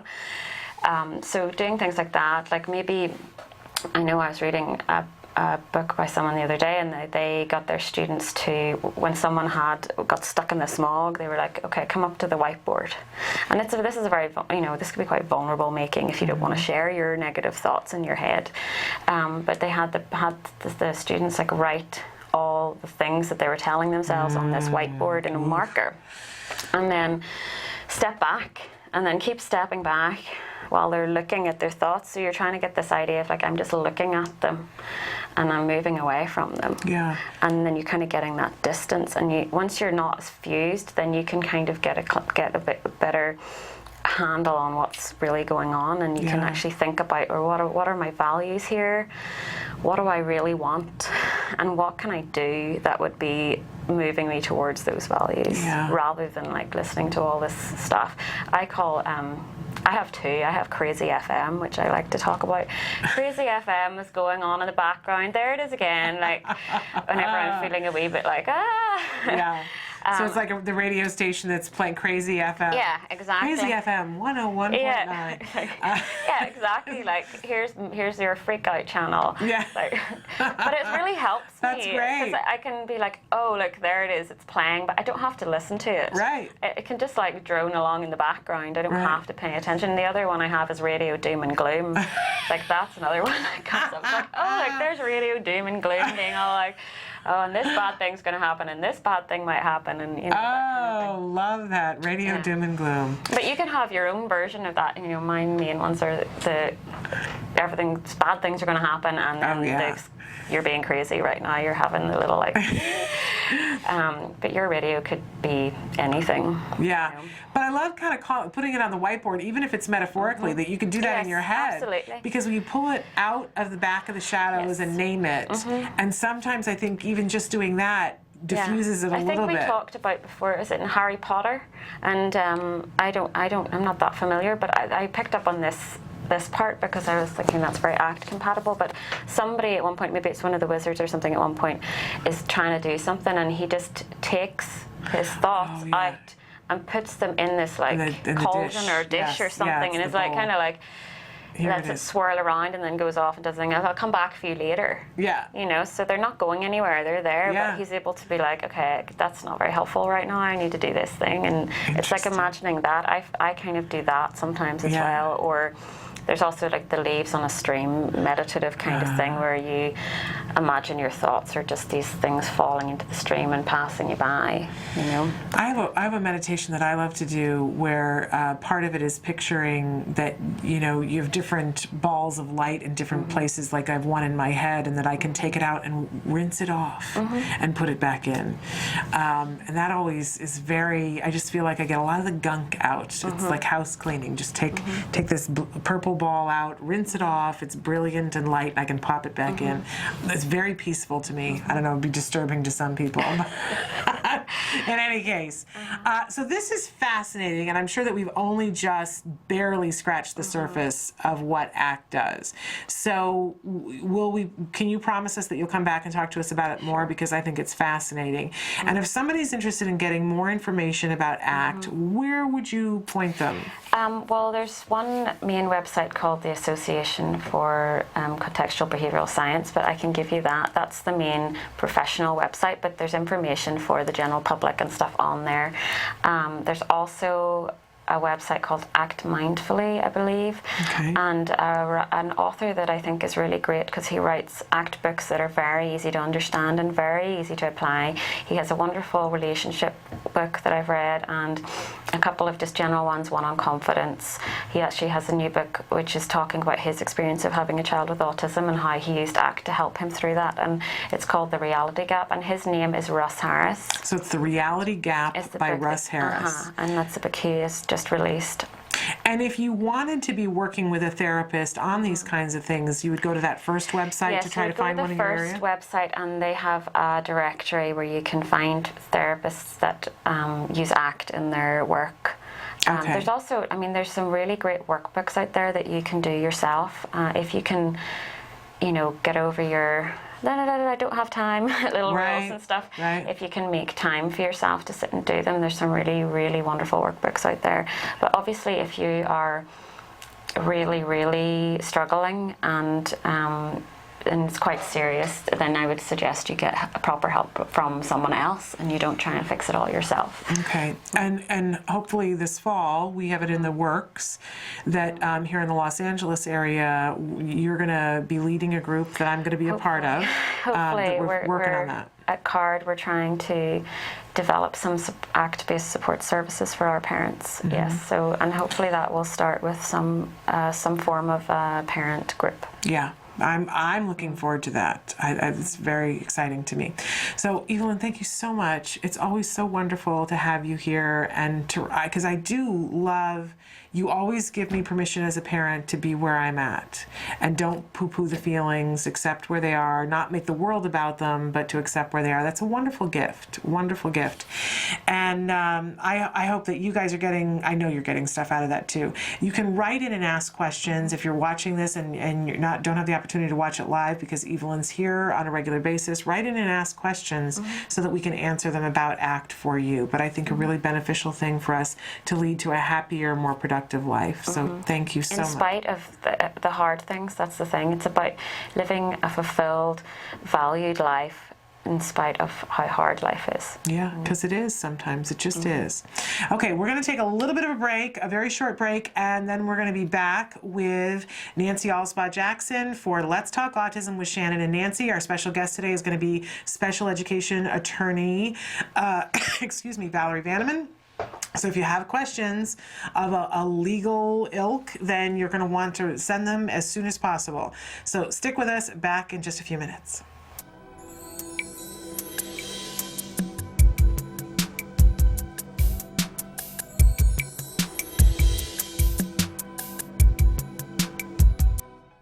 I'm Monique Erickson. I'm a senior supervisor here at CARD in the training department. What kinds of things are fun for family fun when one of the members of the family is on the spectrum? Well, there's lots of things to think about. Definitely we want you getting out there and enjoying life and getting outside the house with your child. So the only way to do that is to start getting out there and finding things to do. And there's lots of things when you look at the community. It depends on if you're just looking at a small day trip kind of outing or maybe bigger scale, like going on the vacation type of outing. So I have found that there are a lot of local things. I know near me I have had lots of advertisements for the movie theaters have had children-friendly, what they call matinee kind of settings, where they dim the lights, they're not completely off, the volume isn't too loud, so that you could possibly bring your child with autism there. That would be a good thing. There's lots of things like that when you're considering what are some local resources. I think having activities that have a definite goal in mind are helpful for our kids. So something like maybe bowling, where there's an activity where they know what they're doing and there's a purpose to what we're doing. We're not just walking around looking at stuff. I think it's important when you're trying to discern, where do we go? Just remember that what's reinforcing to all of our other kids may not be necessarily be so fun for our child. So maybe looking at fish in an aquarium in itself isn't so great for our kids, but maybe you can add something to that so that maybe if they really like matching, you can have a little something with them that they can go through the aquarium and match the fish as they see them, or something to make it interactive. So just try to think about those places where what interests does my child have? Is there anything like that available that we can all kind of do together? And do you have any suggestions on how to prepare for family fun? Well, I think first of all you want to ask yourself, well, how long do I think we're going to go for? Am I trying to plan a whole day, which would be a bigger feat than, we're just going for a couple hours, this is a small outing. So how long do you think you're going for? Another question might be, is there going to be a lot of downtime in this? Is there going to be some waiting, or is there going to be where they have to wait their turn or something? Is there going to be some downtime, and am I going to need anything during that time to help keep them engaged and happy while someone else is taking their turn, or so forth? So those are some questions. Do I need to bring special snacks? Do I need to bring food where we're going? Probably so. And what is that going to look like? What are you allowed to bring? Do you need to contact someone at that place and let them know, hey, we're coming and this is what we've got. This is our situation, this is what my child's needs are, I'd like to bring this, or do you have? A lot of places now have lots of resources for our families, which is really nice. I think times have really changed and people are getting more educated on that there are a lot of kids with special needs out there. And so if you contact the place you're going, they may very well have some special programs or resources that are available that you're not going to know about unless you ask. What kinds of expectations should somebody have about, I'm calling it family fun, but what kinds of expectations should they have? Well, when you're planning family fun outings, you want your expectations to be realistic. You don't want to set the bar so high that you are disappointed in how it went. So you want to be realistic. Keep in mind all families have difficulties with family fun outings. You've got a lot of personalities you're planning for. You're trying to keep everyone engaged, everyone happy. You're trying to keep yourself happy so you enjoy the outing as well. So there's a lot going into it, and so just keep your expectations realistic. Some things to think about when you're doing that is you can't go from 0 to 60. You can't expect your child who hasn't gone out into the community to all of a sudden do 8 hours of a community outing. So when you're planning that kind of fun of an event, so you got to kind of have to play it. What are his interests? What are some things he might have some experience with? What are some things you think that child might like, that the whole family would like? Or is there anything you can bring to the table for that outing that will help it go easier, so that you're not feeling overwhelmed and swamped when you're out there doing it? And how can you deal with meltdowns during an outing? Just remember, meltdowns are going to happen. What you do and what I do, and individuals train, we're just doing the best we can to stack the deck, so hopefully it doesn't happen. But that doesn't guarantee anything. You could do everything right. You could pack, plan, do everything perfectly, and that doesn't necessarily guarantee that it's going to go perfectly. And that's not just you because you're a parent. That happens to me. It happens to everybody. Working with these kids, working with kids in general. What kid is always exactly what you expected? So you just plan the best you can, and sometimes you're going to have a meltdown. It's just inevitable. When it starts to happen, you're going to try to hopefully see those signs because you know your child, and see if you can de-escalate it. Can you bring it down to something manageable? Be low key so you're not bringing too much attention to the situation or to the child, And honestly, if it's just not going to be repairable at that point, you might need to take a little break, maybe return to the car, regroup, calm down, and see if you can pull everybody back together, pull that child back together so you can go back in and continue to have fun. And just try not to let it ruin your day, because it is going to happen. You know, even if you've planned everything perfectly, it doesn't mean that you missed something. It doesn't mean that you did anything wrong, or someone else would have done a better job. You know, you could have done it perfectly, and sometimes it's just going to happen. And for the neurotypical children in the family, what should you be doing for them while the other child's having a meltdown? You know, there's not a good, easy answer for that. There's not a completely fair answer for that for the other kiddos, and sometimes that's the unfortunate reality of these situations. But I think what's best, or what you can do, is prepare them ahead of time so that everybody knows going in, okay, this is what we're doing. This might happen. If this happens, this is what we're going to do. Hopefully you have another adult there with you. Hopefully you're not by yourself if you've got your child and some siblings, and if that's the case and you have a plan, okay, if something happens, I'm going to address this, and you take care of these guys and make sure that they're safe and happy. If you do happen to be by yourself, then I think you want to think about that ahead of time. Okay, you know that trouble behavior might be likely in this outing, so you want to think about that ahead of time. You don't want to be caught off guard. Okay, if this happens, you've talked to the siblings. Okay, if so-and-so has a hard time, we might need to take a minute to make him feel better. There are some books in your bags that I have for you there. I want you to sit close to mommy, stay there, look at your books until we can get him feeling better and we can move on. So you want to have a plan so that the kids aren't caught off guard, or the siblings.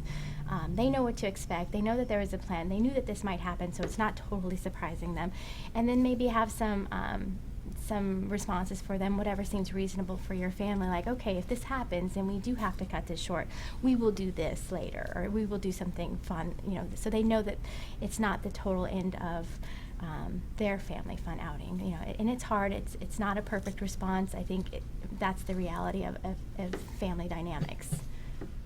And why is it important for us to take our children on these outings if it's so difficult? Well, something to remember is just, you know, even if you've planned everything, sometimes these things might, you know, not go as planned, and that's okay, and just take it as a learning opportunity. It's great that you're going out there and doing these outings. You need to go out there. Your child needs you to go out there and do these outings. It's part of their intervention, and being able to take those skills that we've been practicing and learning and bring them into the real world. That's your family needs to be able to go out and do these. If you stop doing these outings, then these aren't going to get better, and it may seem a little bit difficult at first, like, oh, it's so hard, but just think it will get better as you go. The more opportunity, like everything you learn, the more opportunity you have to practice it, the better it will get. If you only get one shot every couple of years to go out into the community, how good can you expect them to be at it? They have to have these opportunities. So it goes back to having realistic expectations. You're not going to plan an 8-hour outing for the very first one.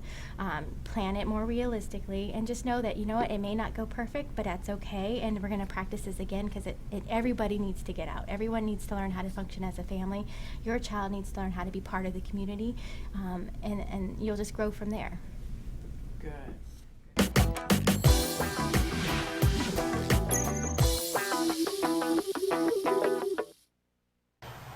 Hi, and welcome to Let's Talk Autism with Shannon and Nancy. I'm Nancy Allspaw Jackson. And I'm Shannon Penrod. Welcome. Yeah, and how was Mother's Day? Mother's Day was really good. Jem thinks that Mother's Day means going to an amusement park with Mommy, which works for me because I get to sit. I don't ride any of the rides. Right. I get car sick on a stationary bicycle. Okay. So I sit on a bench and read my book. So it's kind of downtime for me. Yeah. And then he gets off a ride and is very happy, and we spend time together in the park and see shows. So what about you? What'd you do? Very low key. Just spent time at home with family and went out to brunch and all of that. So, and got lots of cards and flowers and things like that. So it was nice. And I also celebrated a birthday on Saturday. Yes, you did. Yeah, Happy so I had birthday. a little double whammy there. So it was good. So you're 28. Yeah, I'm 28 forever.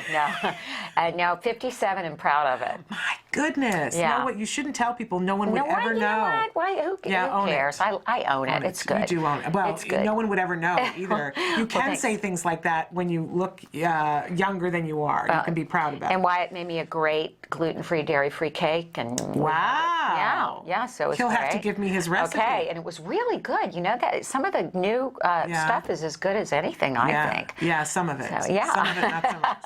Some of it like cardboard. Yes, or worse, I'm told. From time to time, I make gluten-free things for friends, and they say, really. Yeah, you don't need to. Okay. So I'm excited about today's show because we've got some great information. Yes. We've got Valerie Vanaman, who is a special needs attorney who really knowledgeable, and it's a chance for those of you who maybe can't afford an advocate or attorney or don't have access to it to hear what she has to say and about things you need to be aware of for your child's education. Absolutely. And if you do have questions, we encourage you to email us and let us know. Yep. So that's going to be coming up in just a minute. We're going to talk about a few things.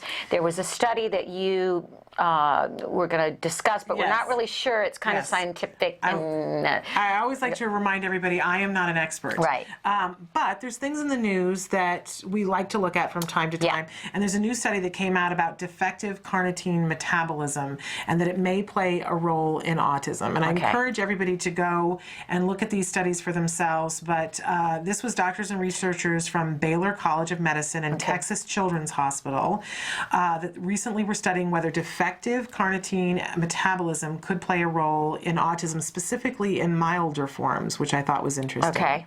And it's basically, to break it down into simple terms, carnitine is apparently an amino acid that has to do with the body's use of fat for the use of energy. Okay. And that there's something to do with the genes, that sometimes there's a gene deletion, that in some people a gene is deleted that has an effect on this carnitine. And so they were taking a specific look about that, and in particular, there's something called the TMLHE gene alteration. Okay.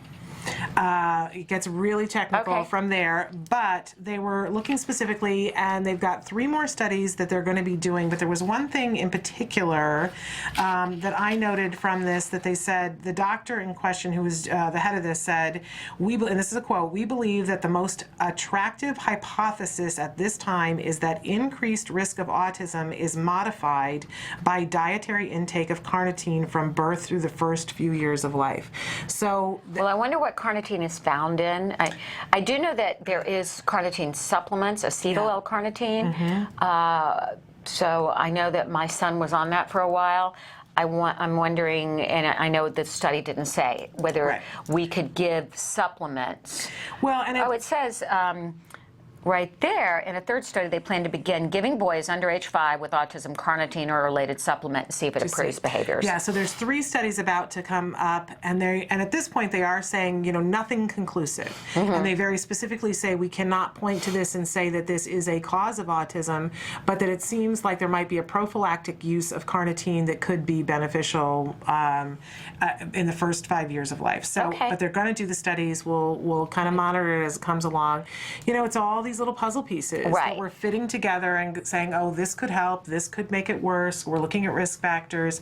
What's interesting to me out of all the studies that came out during April, there doesn't seem to be anything conclusive. Right. We've got women overweight during pregnancy. We've got smoking.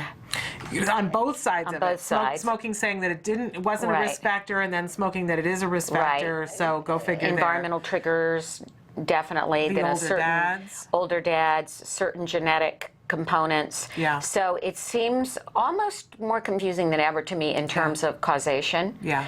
And except that we know genetic and environmental, we're continuing to say is the way it looks. So yeah, and with a lot of research, what we do is just come out with more questions, and that's kind of the purpose of research. But it can be frustrating.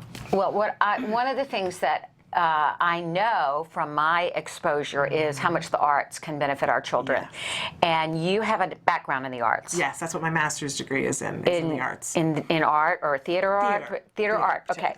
Well, we had a woman named Stephanie Wilson on the show from the Gould Coast Gold Coast Theater Conservatory in Ventura County. A lovely woman. Yes, and she does a theater workshop for children on the spectrum, high-functioning autism and Asperger's. Now, my husband and I took Wyatt in to meet her and be evaluated for the class. And he, of course, as often with our kids, when we're with them, they shut down. And we left, and my husband was like, he'll never cut it in that class. Well, he was in the class, and we went to a showcase last Saturday. It was amazing what we saw him do that we thought he would never do. Lines from Shakespeare, improv, doing something called bamboozle, where they jump in front of a spot and she gives them an emotion and they have to say bamboozle with the emotion. So he would go tired or bamboozle or bamboozle. So it was so great. And I saw him with his peers and interacting, and he said, I want to go sit with my friends, and I just saw the miracle of what the arts can do. So one of the things that I wanted to say was that I encourage parents this summer, because I think oftentimes during the school year with our children, we try to make sure they're staying up to speed with their academic work. During the summer, I think it's a great opportunity. If you do have a theater group in your area, if you have an arts group, if you have even, I know there's all kinds of things, computer arts, theater arts. I encourage you to get your children involved with this, because you might unlock a social side of them that you never thought you would see. Absolutely. So I think that's a really important thing to remember this summer. And I think it's important for everyone. The reason why I got involved in theater to begin with was because I was so shy. I was so painfully shy. And my mother was, saying to the pediatrician, I don't know what to do with this child. She's so shy. She has such an imagination, but so shy. And he said, put her in some kind of acting group. And, it was life-changing for me. So for all of our kids, really, really important. Even if they don't end up in the arts, it can help them to relax. It gives them self-esteem, gives them a social situation. It gives problem-solving skills. Yes. So beneficial. And there was actually a study at Vanderbilt University. They looked at cortisol. It's a stress hormone, and they measured it before, during, and after a theater camp. And in 3 different studies, it was found that acting improved the way kids expressed themselves, and their cortisol levels were lowered. So there you go. It really, it's miraculous, quite frankly. So I think I just encourage all you parents out there to do it. And ACT Today, Autism Care and Treatment Today, does fund camps and some theater workshops and things like that for families that don't have access or don't have the funds to do it. And when's your next, I meant to ask you this before, when's your next period of time when you're accepting grant applications? It's going to be another couple of months. Okay. Yeah. Okay, so you just ended one. We'll let you know, And hopefully, because we talk about that a lot on the show, about people applying for those grants, and but we will let you know when the next grant phase is coming up. So a wonderful thing that you guys do. Well, thank you.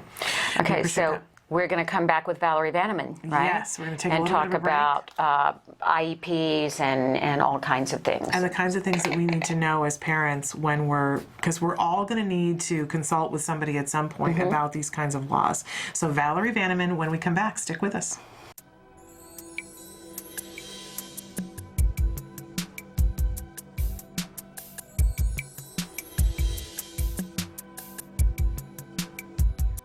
Welcome. I'm here today with Cecilia Knight, who is the Director of Training for the Center for Autism and Related Disorders. And today we're talking about how to keep kids healthy. I think it's really important for, of course, every child to have a pediatrician that the parent is comfortable with and that the parent is seeing regularly. Someone who's an expert on autism, who understands the issues related to autism.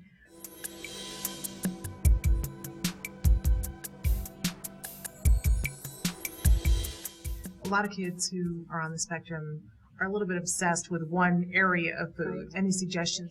I think it's really difficult for parents because many of their children either self-limit or they don't like certain textures. Their pediatricians, after testing them, see that they are deficient in iron and other nutrients that are so important. And so it does reach the levels where many parents need to seek help. Maybe from something like SOS, Specialized Outpatient Services, or another feeding clinic in their area. someone who can address specifically, how do I get my child to eat this texture? How do I get my child to eat something other than French fries?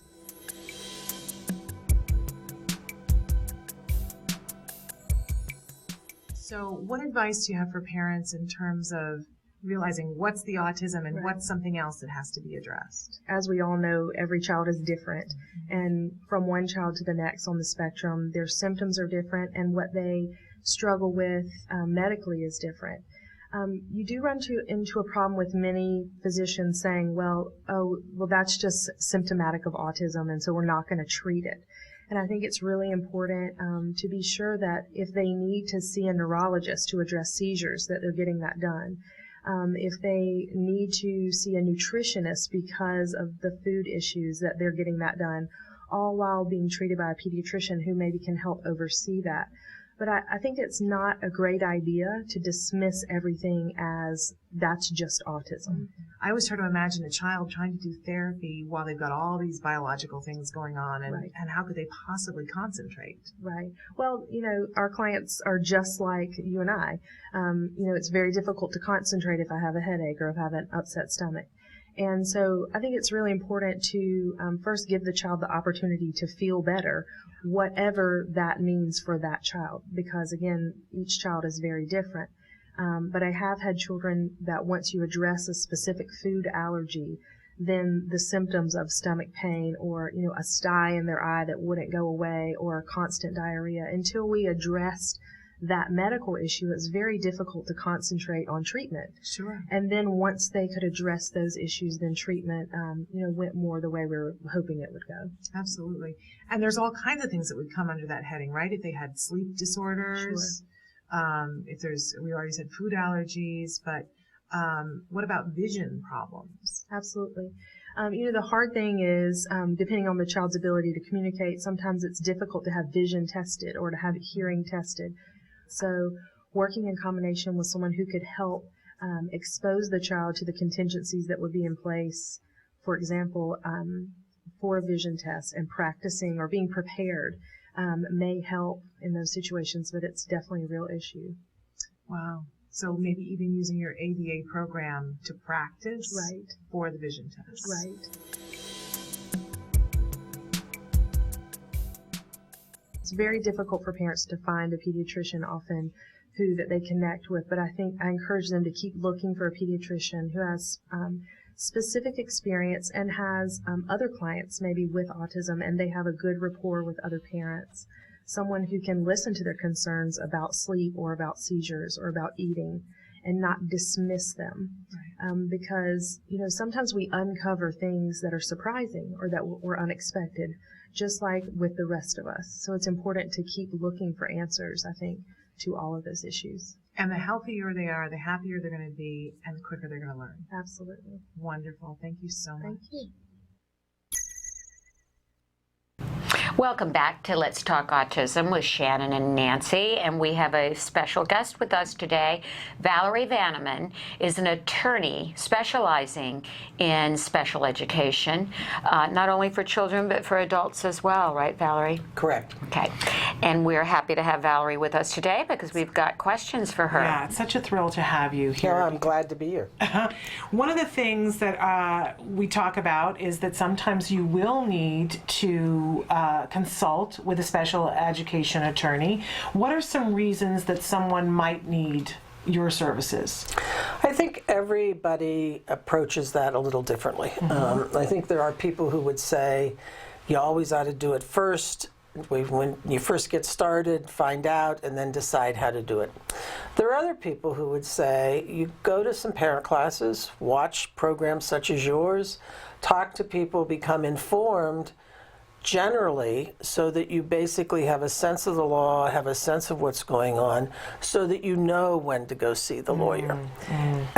Either approach, I think, works. I do think parents need to actively, aggressively, and always be associated with some parent organization, some entity, somebody who's putting out information, such as what you do here, that they can access, because you can't do this alone. Yeah.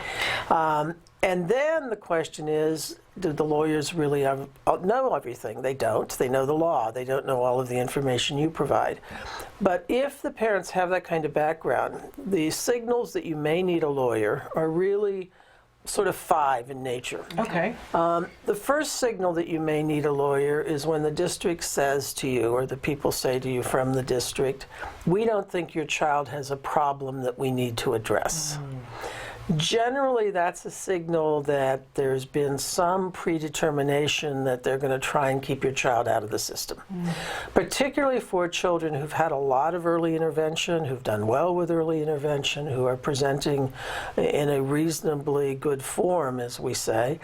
Districts these days have to control costs. The first way to control costs is to have fewer people enter the system. So generally that's an indication that probably you want to go talk to somebody right away, because you really do need to know, based on your records, what you've got, what your situation is. The second time when you think you may need a lawyer is when they say to you, well, yes, your child is going to have some services, but we have a program here that everyone goes to. Now, if the everyone goes to program is not a program that you've heard good things about, or you've made some inquiry and you're not happy with, probably you need to go see somebody if you think you're going to need somebody special.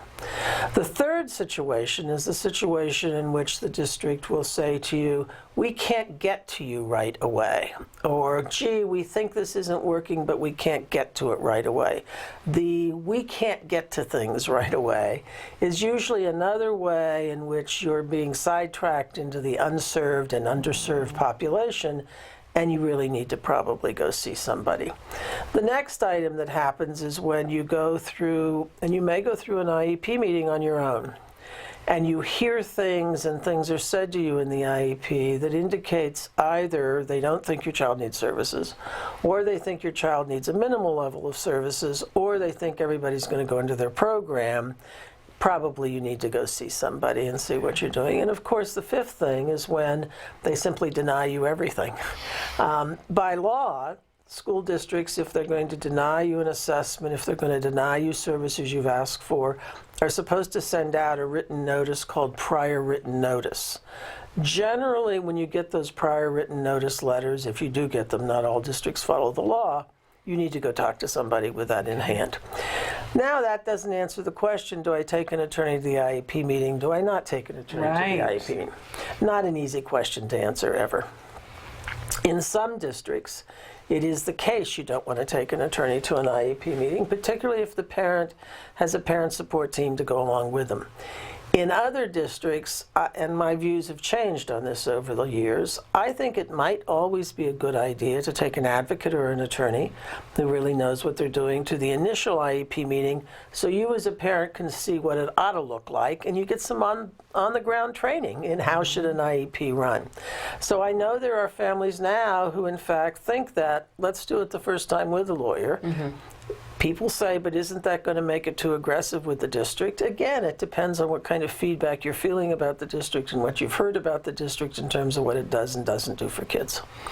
Okay, wow, that's a lot of great information. A lot of great information. Now, how does a parent, if they suspect, because sometimes, let's face it, Valerie, a parent can go into an IEP and everything sounds great. What's put on paper, and they're putting on a great show of support, and then you start to notice things going on with your child. You start to notice that your child, in fact, is not showing any indication of not only getting the education they need, but also is having a lot of behavioral issues, these kinds of things. And there was recently a very high-profile case in New Jersey, which I'm sure you are familiar with, where the father had issues. This is the Stuart Chavez case. The father noticed the child was having a lot of issues, a lot of behavioral issues, a lot of crying, lots of disturbing behaviors. So the father went to the extreme measure of wiring his child. What can a parent do within legal rights to actually go out and check out what's happening in the classroom? Depends on where you live. Okay. And it's going to depend a lot on the law of the state as to what you can do or not do. But at a minimum, wherever you are, you have a right to go in. You may not be able to observe for long, but you do have some right to some observation. The minute you see that sort of stuff happening, you need to get yourself in there and take a look. Parents are, in fact, very acute observers of what works and doesn't work with their child. And getting in there even for that 20 minutes and seeing what's going on can give you a clue as to where things may be going wrong. Okay. In other states, in some situations, if it's really bad, you're going to have to get an expert who you're going to have to probably get to a lawyer and get that person in there to take a look at the program and what's going on. Parents should not ignore that behavior. A common excuse from educators is, well, we're in a transition period. He's simply adjusting to our new program. 3 weeks, 4 weeks, particularly with some of the social stories, for example, the cards developed and other agencies and people have developed over the years. Anybody who knows good autism programming knows that there's a whole series of transition activities that should not have a child after 3 or 4 weeks increasing in their acting out behavior, increasing in what's going on. Something's wrong. And you ought to use your instincts, get in there, take a look at it, and begin to figure out what's happening. Great advice. You know what? I think we should take a little bit of a break, Okay, if you don't we'll come mind. back. Yeah. And one of the things that I want to talk about when we come back is insurance and how things are changing in some states. Things are changing a lot here in California. Okay. But let's take a break, and we'll be back with Valerie Vanaman in just a few minutes.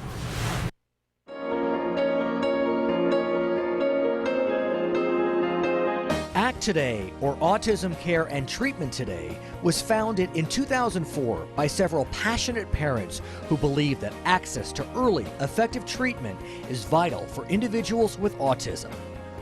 Together with Dr. Doreen Graham-Pache, the world's leading provider of therapy for autism, this group created ACT Today to do just as the name implies, take action immediately to treat autism spectrum disorders.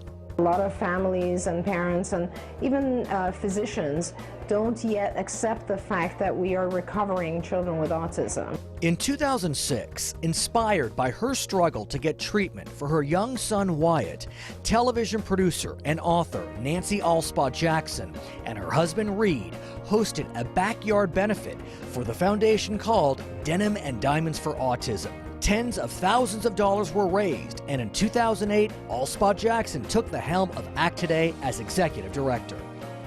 This country has to come together to save a generation of children. With a dedicated board of directors, a small but committed staff called the A-Team, as in autism, ACT Today is making a huge difference in the lives of children across the country. Grants that fund programs for behavior therapy, special needs schools, and summer camps. Medical needs like diagnostic tests and special diets. Basic safety equipment such as helmets for children who repetitively bang their heads, and fencing for those who wander. Assisted technologies and assistance dogs. Hi, my name is Max, and I love my iPad too. It's so great. I can take photos. In 2010, ACT for Military Families became the first national campaign to benefit military children with autism. I'm Joe Montaigne. As a father of a daughter with autism, I know the challenges that brings. ACT Today continues to educate and raise national awareness on the need for early and intensive intervention for an epidemic that affects at least 1 in 110 children. I called on November 1st. And I'm like, how am I going to get notified? How are you going to let me know? And they ended up looking and they informed me that he had received the grant, which was like a blessing from above. ACT Today, fulfilling its mission of helping families with autism, one child at a time.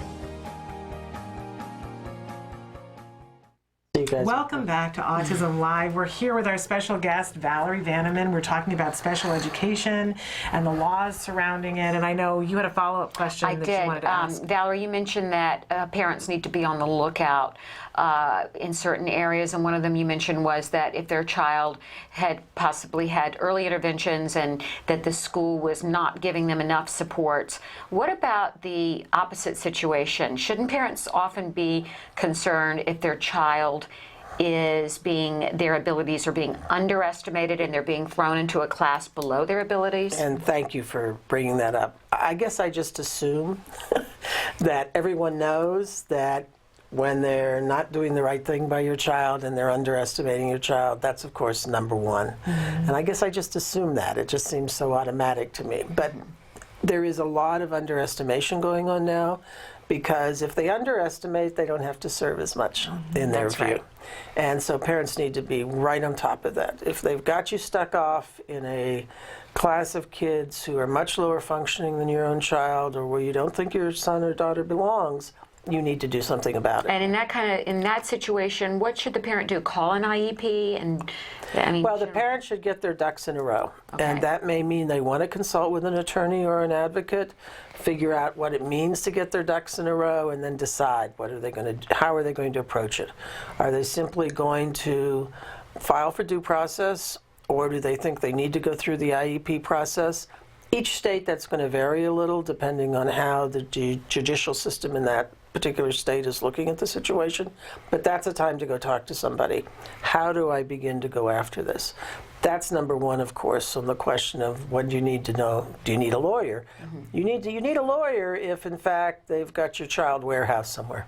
Okay. Wow. The whole purpose of this law was to do away with warehousing, and unfortunately, as money gets tight, one of the things that's happening is we're going back to warehousing.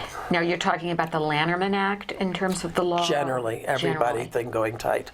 As there's less money for social services. California is a prime example at the moment. The folks who suffer are those least able to care for themselves. Okay. Instead of raising taxes and doing other things, we're taking it out on the backs of those least able to care for themselves. And that's exactly what's happening. And those kids are suffering, and they're suffering across the board. Well, what can parents do in that case? They can organize. I think all lawyers who've been in this field since its beginning, this law didn't exist before 1974. There was no law, and it only exists now because parents organized. Okay. National organizations of parents organized. Indeed, and this was an early organization, the Infant National Organization for Autism, I think it was called the National Autism Society, at the time when there were very few identified individuals, but the parents knew they had a struggle on their hands. They, in combination with parents who organized around other syndromes, were instrumental in having this law passed in 1974. You're talking about IDEA? IDEA. Okay. If it had What not does been IDEA stand for? Individuals with Disabilities Education Act. And it had not been around prior to what year? 1974. I can attest to that. I had a brother with Down syndrome growing up, and he passed away in 1994. And David was warehoused. The schools at that time, you never saw the special needs kids. If they were in school at all. If they were in school at all. They were put in a special needs classroom, tucked away somewhere on the school campus. They never came into contact with there's the a other seminal book that the Children's Defense Fund published in about 1972 that actually, I believe, our Secretary of State, Hillary Clinton, was a law student who worked on that book, in fact, at the time, called Children Out of School in America. And what it documented across the country, there were tens of thousands of kids with disabilities simply not going to school at all. And it was that force and the force of parents who got this law passed. Lawyers are not going to be able to keep this law in place. It is only organized parent groups actively talking about the fact that not only do we need this, but that it works. That it's going to keep it in place. Isn't it also up to us as parents to be informed about what our lawmakers stand for and vote for people who support this law, right, and vocally oppose the budget cuts to our special needs students? Absolutely crucial. And what's happened is school board associations and those who represent school boards have already begun a drumbeat to try and minimize the protections that are in the current law. And the only way that current law is going to be retained with all the protections that must be there is if parents become informed and know about it and let people know that they're watching, that you cannot take this program away. It just cannot go away, because then we're going to be back into a situation where we have tens of thousands of kids sitting at home with nothing to do. I had no idea, I'll be honest with you, that idea was at all being questioned or, and I feel like I'm a fairly informed parent, and I had no idea that it had any danger attached to it. There is, in times of government cutback. If you listen to everybody talk about the government shouldn't be in the business of doing this and government shouldn't be in the business of doing that, this is a relatively new law as these things go. Standing out there is one that can be snatched away at any time. Wow. Tomorrow, Congress could just eliminate it, and there we would be. Wow. That's extremely frightening. So I think it's very good that we're warning parents at home that they need to be very aware of what's going on and to fight for their children's future. Absolutely. Now, you had a question about insurance that we were talking about. Yeah, as we're talking about funding, and here in California, we have the regional centers that have been providing a great deal of the funding. I know that's the way my son got therapy, was largely through the regional center, a little bit through the school district. As did mine, totally through regional. And, things are in flux right now, and there's very little money for the regional center, and insurance is coming along. I'm just wondering, from a legal perspective, what you're seeing, what you foresee, if there's anything you can say to any of us as we're looking at this. I think there's three things that people need to keep in mind. First of all, the reason your children got services is because in California we have a unique law that, again, I will tell you, was the result of some real pioneers in autism in the state of California. Connie and Harvey Lapin were pioneers with some other groups getting through something called the Lanterman Act. And the Lanterman Act in California is a state-specific statute, could be gone tomorrow. If the governor decided that one of the ways to cut the budget is to simply wipe out the regional center system, there is no federal law or constitutional rights to have it stay in place. So again, it could be gone tomorrow. To the extent that people think, well, maybe that wouldn't be so bad because we're going to have insurance to pick it up, they're very short-sighted. Insurance companies don't pay out money easily. And even when mandated to do so, they're not going to pay out money easily. And they're going to be looking at this and looking at this and looking at this and finding ways, I have no doubt, to limit the hours of service that are actually given, to put constraints on them so that they're not true ABA programs, to do a variety of other things. It's not going to replace the regional center system. To the extent it helps us by supplementing it and by taking away some of the costs for the early, particularly younger kids, that's a great thing for the system. But it isn't the panacea, I think, that people think. And we frankly think that over the next 6 to 8 months, the law becomes effective July 1, that over the next 6 to 8 months, we're going to see lots of bumps, lots of holes, lots of ups and downs as people figure out what it is really going to look like. Okay. I'm just really struck now. You've got two moms that were quite the mouthpiece together, and I'm hearing you say that something needs to be done on a federal level. What do we need? Do we need a federal law? Here's what's happened. You guys came into an established system that pioneers before you put in place. Yeah. And then the lawyers sort of, let's kill all the lawyers is the first thing. It's not always such a bad idea, particularly when it comes to things like this, because then the lawyers got involved and everybody just assumed this was the way it was always going to be. It's not how it's always going to be. Organized groups of parents, whether it under whatever name, that show that they have a membership that votes, a membership that's watching, and most importantly, a membership that says this stuff works. Because I think one of the pushbacks we're getting from schools is it doesn't really matter what we do. Your child, regardless of what we gave your child, would have looked the same at the age of 18 as they did when they came into the system. And that's because the people who are now the educators also don't have any institutional memory. They're young. They don't remember what it was like in 1974, 75, and 76, and 77, and 78 for that matter, indeed through the mid-80s, when the services were just beginning to gear up and just beginning to really become in place. And they just assume somehow that what they do doesn't make a difference. People are beginning not to, or trying to send a message that there's nothing special about special education. That's not true. There is something very special about good special education. And parents need to begin to talk about that.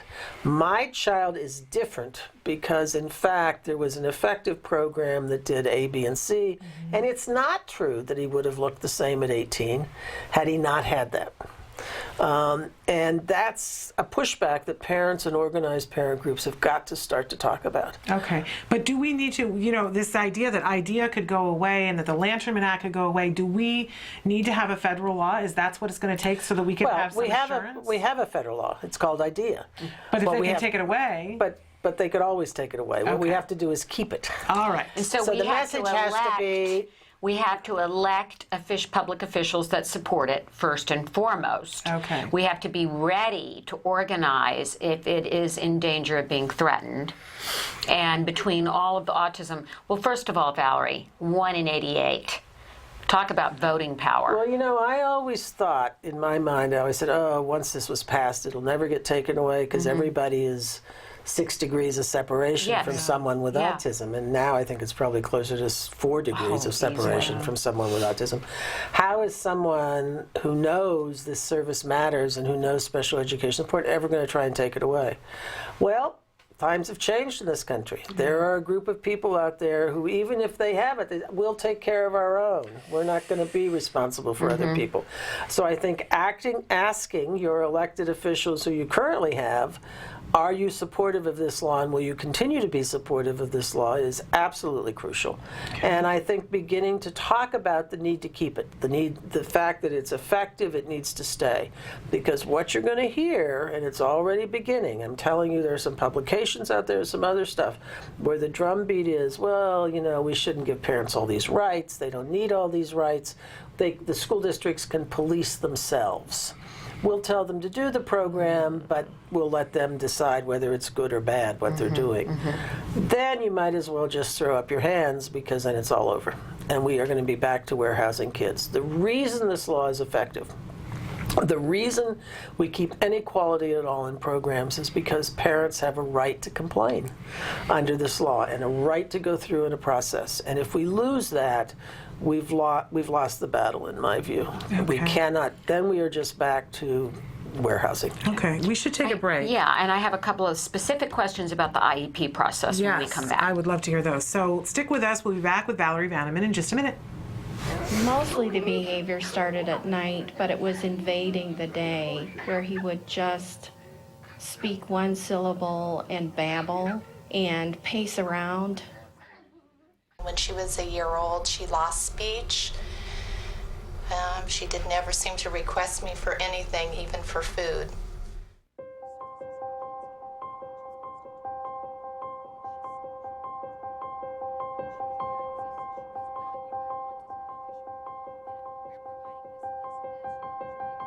He told me over the phone that I should just put her in an institution. I was devastated. What's an institution? A hospital. Yeah, isn't that nice? He told me that it was possible or likely that Ruffin would never be employed, that he would never work productively, that he would not know that I loved him, nor would he love me, nor would he be likely to marry. There's a 50% chance that he won't be able to talk at all, but if he does talk, he will only be able to, make simple desire requests, I want, things like that. And probably by the time he was 10, he'd be in a home. Doreen told me that he would recover, and Doreen told me that he would go to regular kindergarten. I really have a very normal kid now, and lots of normal worries, but not extraordinary ones.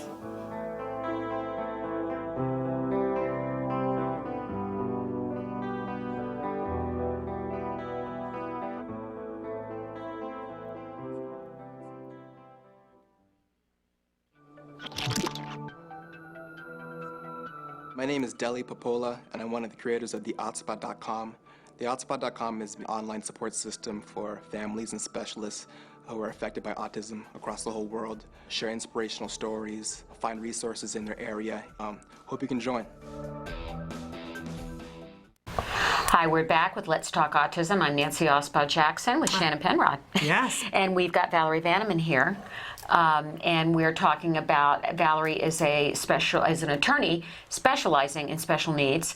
And Valerie, I want to get back to the IEP for a minute. Sure. Individual education plan. A lot of parents newly going into the process. We're kind of old pros. Yeah, now. Now, yes. And if they're going in alone without an advocate or an attorney, can you go over a few of the things that they need to know? Because I didn't know a lot of things, like I could record it if I had permission, that kind of thing. Are there a couple of guidelines there?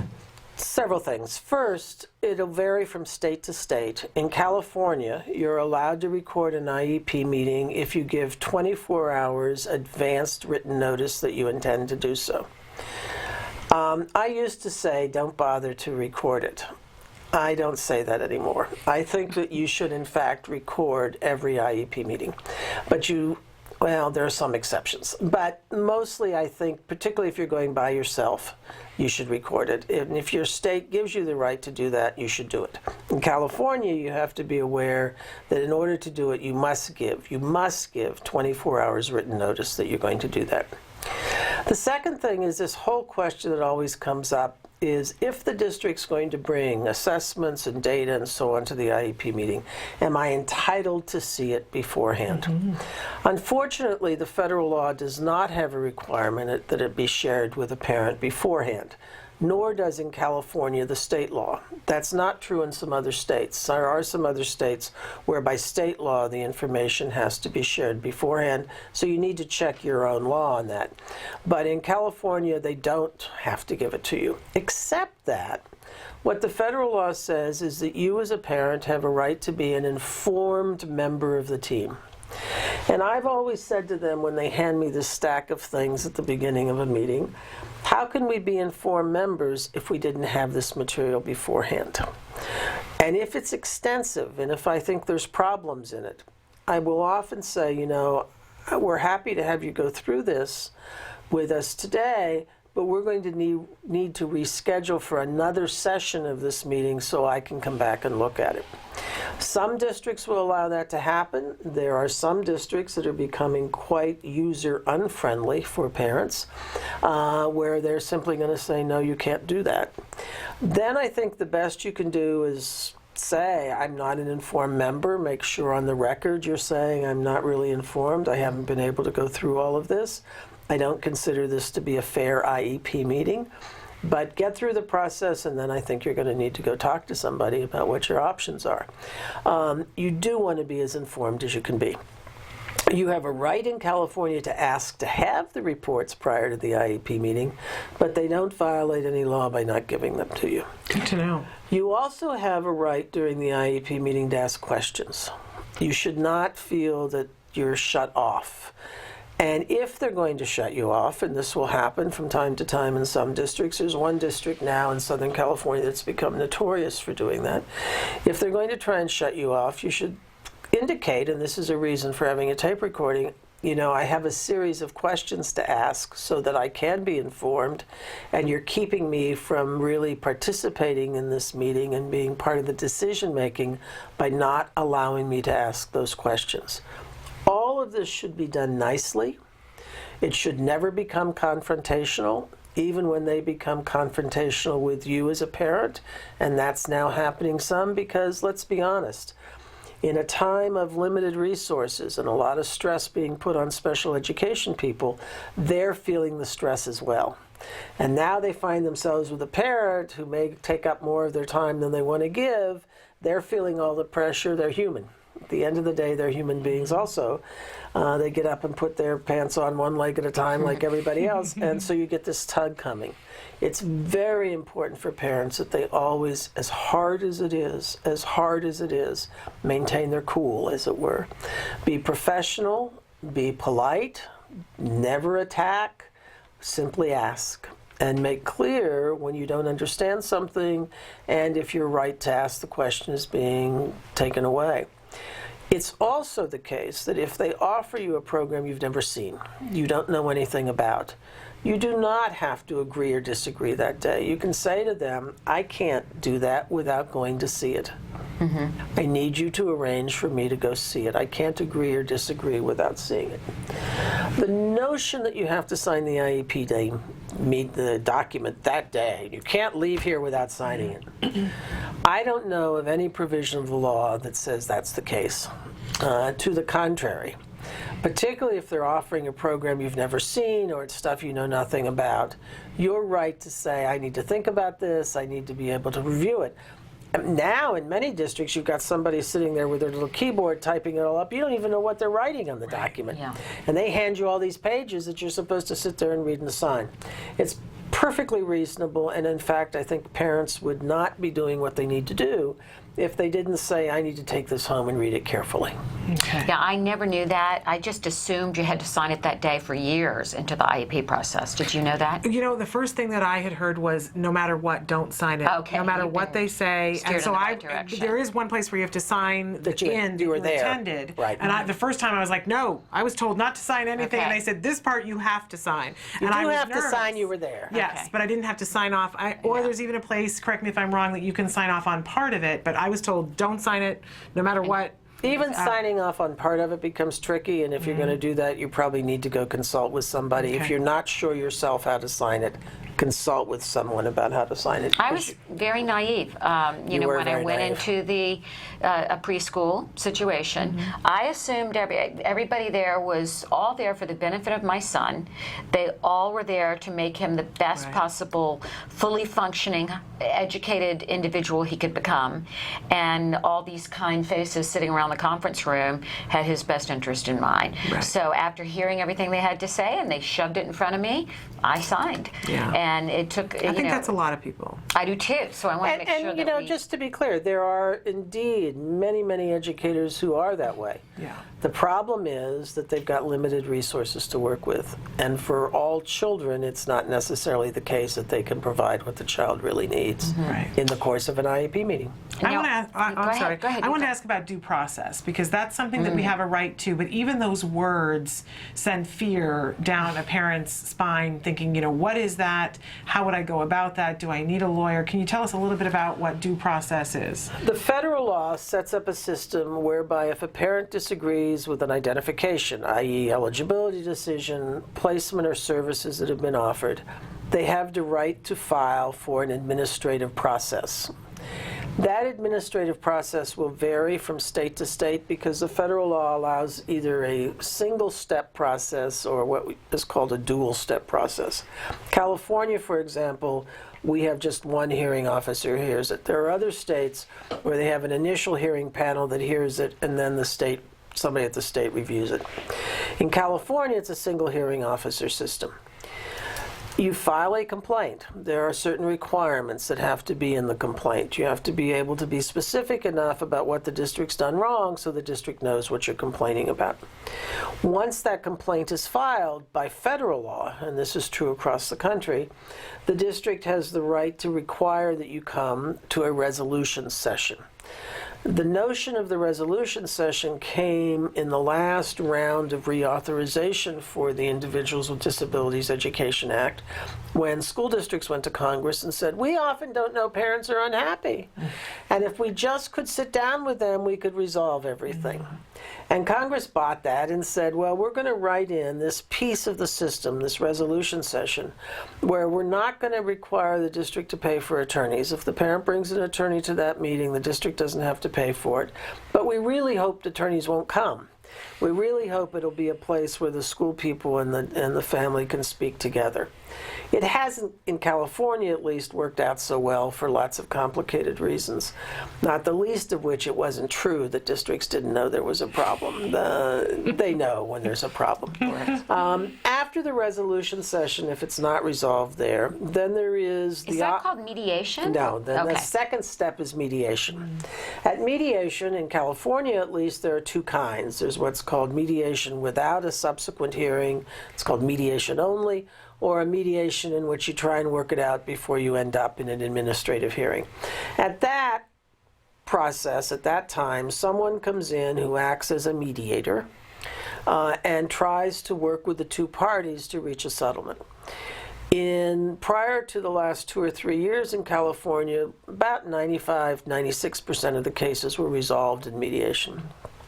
Because of some changes that have taken place in California and districts having now an ability often to prevail in due process at a much higher rate than in the past, the mediations are not quite as successful as they used to be, but they're still an important tool, and many people do work out their differences in mediation. If it doesn't happen, and either side can waive mediation. There are some cases where a district says, we think we're so right that we're not even going to bother to try and resolve it. We're going to take you to a hearing. And that's then the administrative hearing. In California, that's done by a single judge from the Office of Administrative Hearings, who takes all the evidence, listens to the arguments, and then writes a decision. That administrative hearing is like a trial. It just doesn't happen in a courtroom. It happens generally in a school district office or an office of the Office of Administrative Hearings, and it's very much like a trial. Theoretically, parents are supposed to be able to do those on their own. There are parents who have done it on their own and have been more successful than lawyers have been. Wow. But those are usually parents with some legal background or some prior experience at doing that sort of thing. Generally, what you're going to find in most cases now that go to administrative hearing is there will be representation. It is the hardest, and when you say it strikes fear, I can understand that. Yeah. It is the hardest process a family will ever go through. Because over the course of a very short period of concentrated time, just given the nature of what has to be said in a hearing, you hear the worst about your child all in one time. Yeah. And none of us live that way. Right. None of us just think 8 hours, 12 hours a day only about bad stuff. Yeah. Because we'd all be in some sort of treatment then. And yet we require that parents sit through that and hear it, and it is draining for families, and I can understand that families don't like the experience. But sometimes it becomes the only option. And with a good attorney, with someone who's experienced and knows it, you try and make it as easy as you can, having said that it's going to be the most difficult process you ever go through. I hate to cut you off, but we're like literally in the last 2 minutes of the show here, but we could sit here and talk for hours. Could we not? Can I just ask, if the parent, if it is not ruled on the side of the parent, they have a right to appeal to the federal district court. Okay. Well, thank you so much. Can we have you back again? I'd love to come back. Because such a wealth of information. When I'm not in triage mode with some of the districts around here. I'm sure it is IEP Valerie, season. we really appreciate the work you do for our families. Yes, absolutely. It's nice to know that there are great attorneys who advocate for our kids, and I can't stress enough, we've got to keep voting for people that support our children. We have to keep these laws in place because they're always in danger of going away, and we have to protect our kids. Important to note. And next week's show, we're going to be having Joey Travolta. He's going to be talking about a great program that Act Today is providing for military children with autism and their siblings. It is inclusion films where they train kids in the art of filmmaking and television, and it's a summer camp program that is absolutely free for families who qualify. A great educational, social, vocational, just a great experience that's going to be down in the San Diego area. So we're going to talk about that and his work with our special needs children and the great things he has accomplished with them. Wonderful. We're going to end the show, but if you have questions for Valerie, if you're watching the recorded version, please send them to our email address, and we will make sure that we get those questions to her. Thank you for being with us. We're going to be back tomorrow live at 9 a.m., and our special guest tomorrow is Greg from the Autspots. Stick with us for that. Until then, give your kiddos a hug from us.